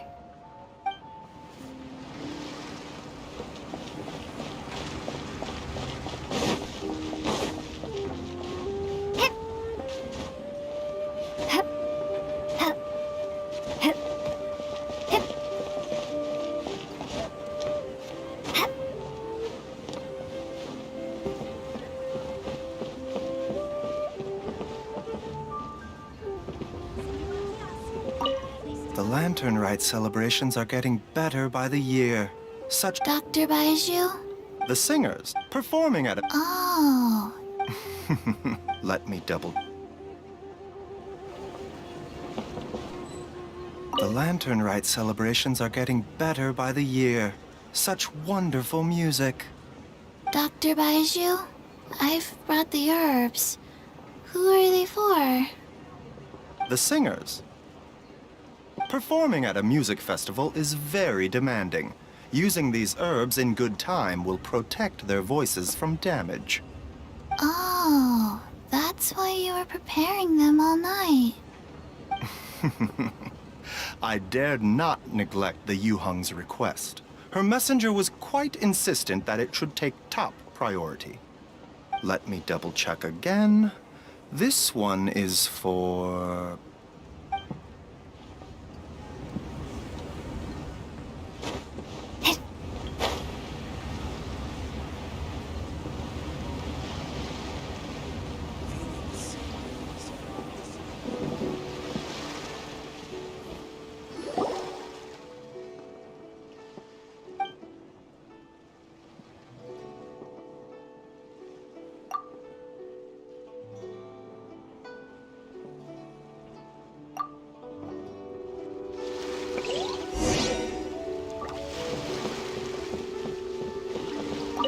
Magnificent! Absolutely magnificent! Yes! When I heard the music coming from up in the clouds, I was so stunned I could barely think or move. I felt like it had a special kind of hold over me. Or maybe it was the adeptal power within the music. And the ensemble at the end was truly sublime. I felt like I would have started to cry if I hadn't been one of the performers on the stage.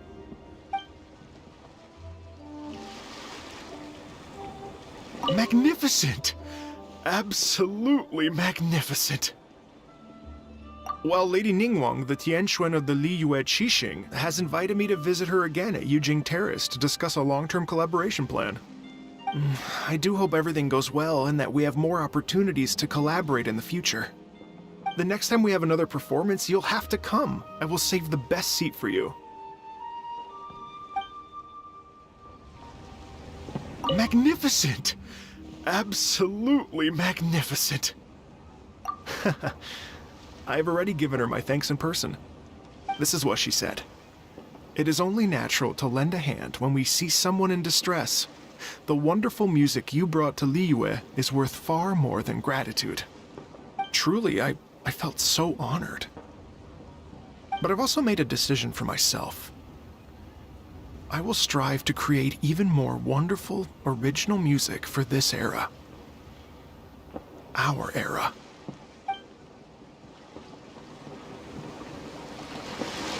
Magnificent! Absolutely magnificent! We couldn't have accomplished all this without you. Please accept my most heartfelt thanks again.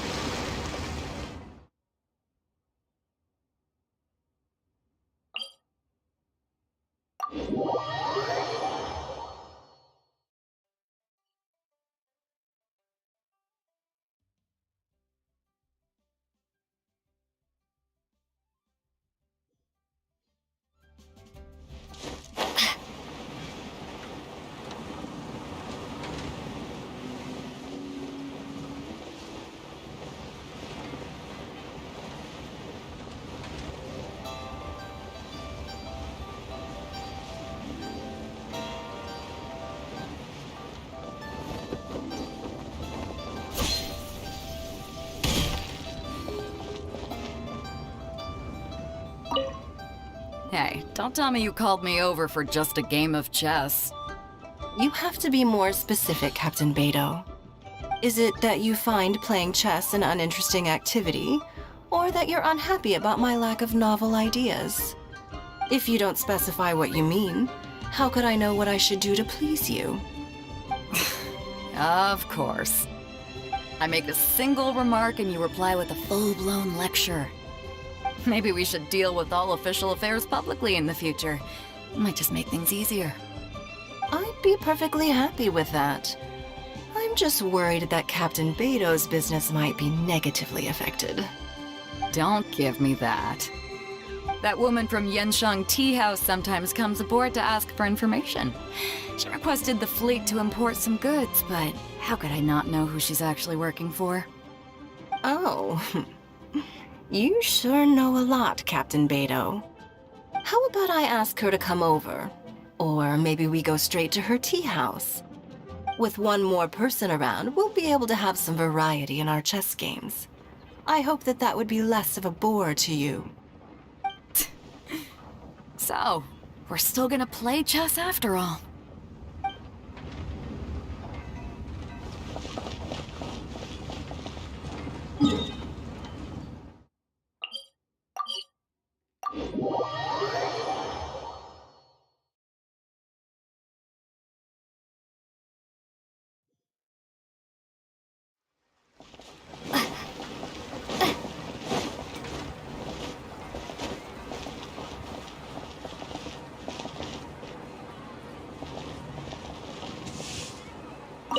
The vegetables are fresh, and there are enough wheats and grains stocked up. I'll pass on the seafood. Oh, it's you. We meet again. Surprised to see me here? It's the director's orders. Xiangling worked all day and night at the restaurant during the festival and didn't get to have any time to enjoy the festivities. The director sent me here to help out in the kitchen so that Xiangling will have some time to herself. But with someone as hardworking as you around, there seems to be nothing much for me to do. It feels good seeing my old friend in the kitchen, fetching ingredients and lighting fires. Perhaps I should borrow Cloud Retainer's Supreme Cuisine machine to speed things up. You'd still prefer to make them by hand, but of course.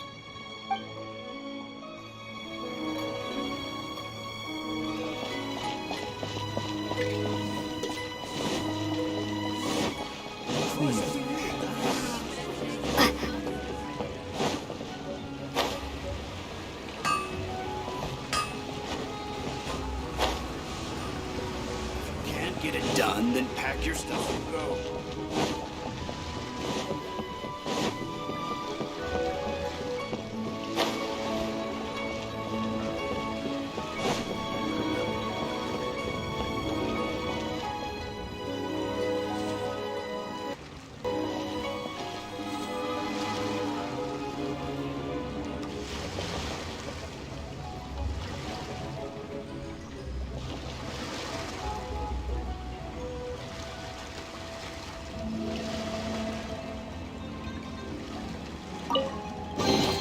A reward on the road.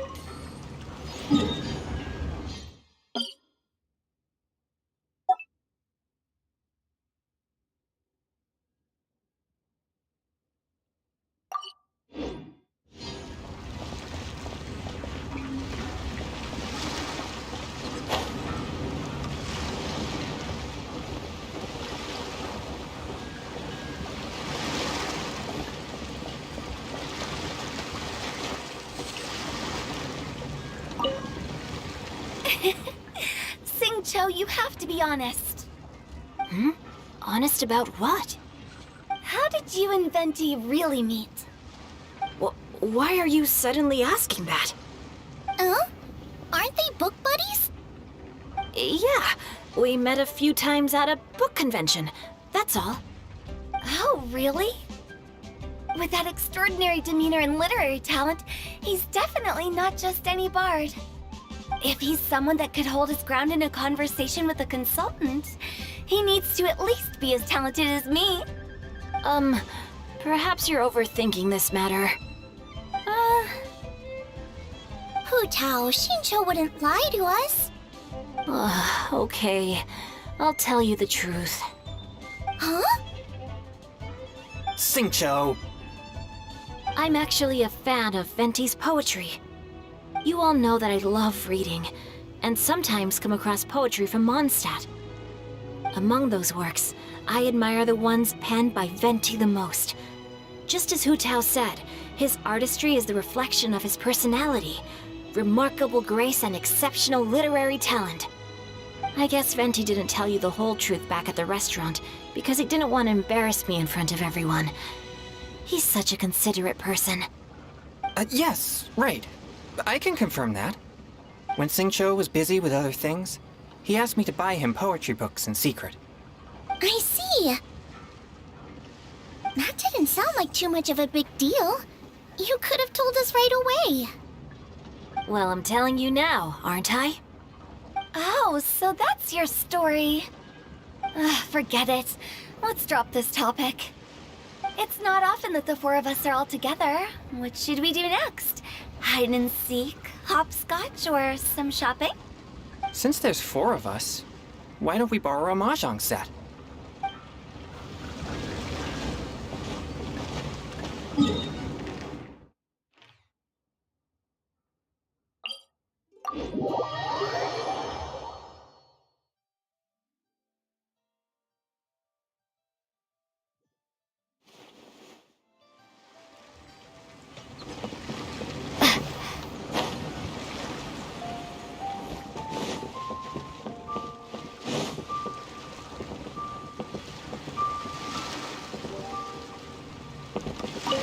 This is such a cool ship!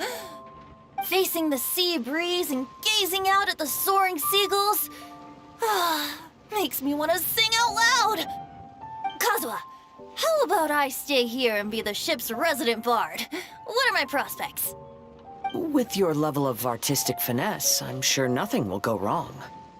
But I'm afraid the sailors aboard are not the most versed in the arts. They probably wouldn't understand the deeper meaning your poetry holds. You can't say that for sure. Poetry is spur-of-the-moment creations. Anyone viewing the same sights and experiencing the same atmosphere would surely understand. There's a port in Mondstadt too, but I rarely get the chance to board any of the ships.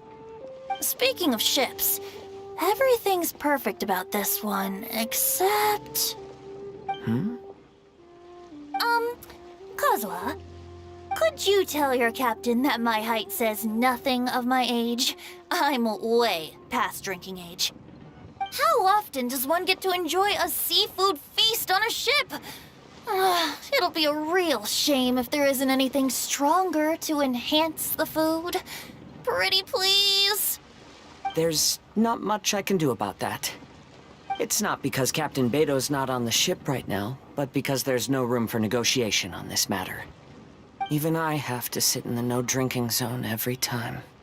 But I don't get drunk after just a few sips. Trust me, I can hold my liquor really well.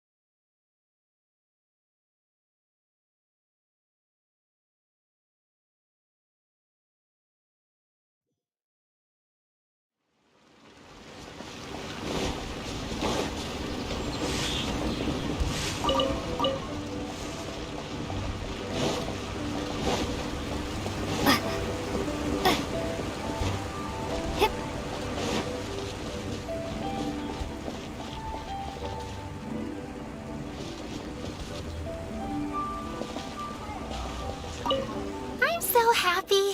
And all the grandmas and grandpas in Chingsa village had a great time too. You mean, what am I doing here? Well, just now, I did a performance for everyone. Although I can't play an instrument anywhere near as well as Master, I can still sing. Even Granny Roshin said I did a great job. She also gave me some candies. I'm so happy. And all the Grandmasters told me a lot of stories about the Adepti. There was Skybracer with the giant deer horns, and Seagazer who loved to collect treasure.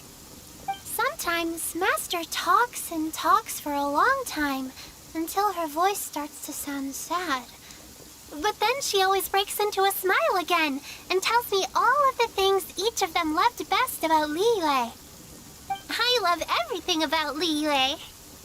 Some of the Adepti are gone now, but it's okay, because I'm gonna help take care of everyone in their stead. I'm so happy. And all the grandmas and I'm happy that Mr. Dvorak found the fairy lady from his story. And I'm also happy that it turned out it was Master all along. Also, I helped out this time too, didn't I? So that means I was paying homage to my master? Oh, also, Mr. Dvorak got one of his friends to bring me a toy from Fontaine. I like it a lot. At first, I didn't know whether I was supposed to accept it or not, but then Master said it was okay, so I did. I'm so happy. And all the grandmas and grandpa, see you. Make sure you take good care of Paimon. Oh, and please come play with me if you ever have the time.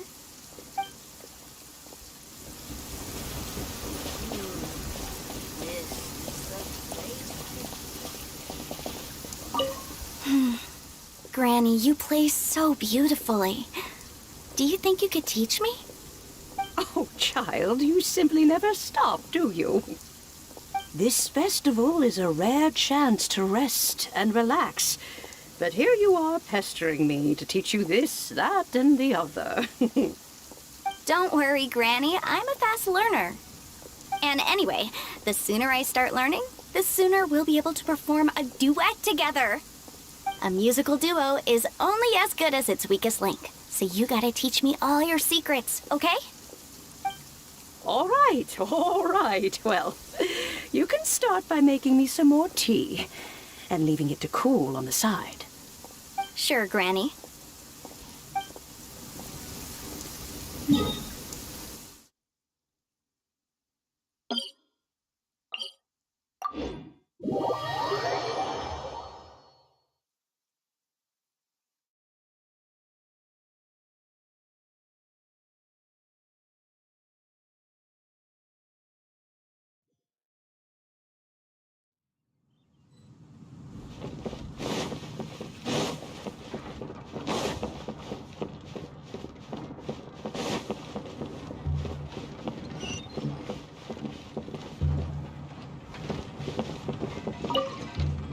Yen Xiao just came up here with some almond tofu, but I haven't finished everything Xiangling gave me yet. You should try some too. I'm not as experienced in tasting mortal food as you, and I couldn't tell the difference. There must be many different stories to tell of the hustle and bustle of the mortal world, too. You can tell me. I will listen.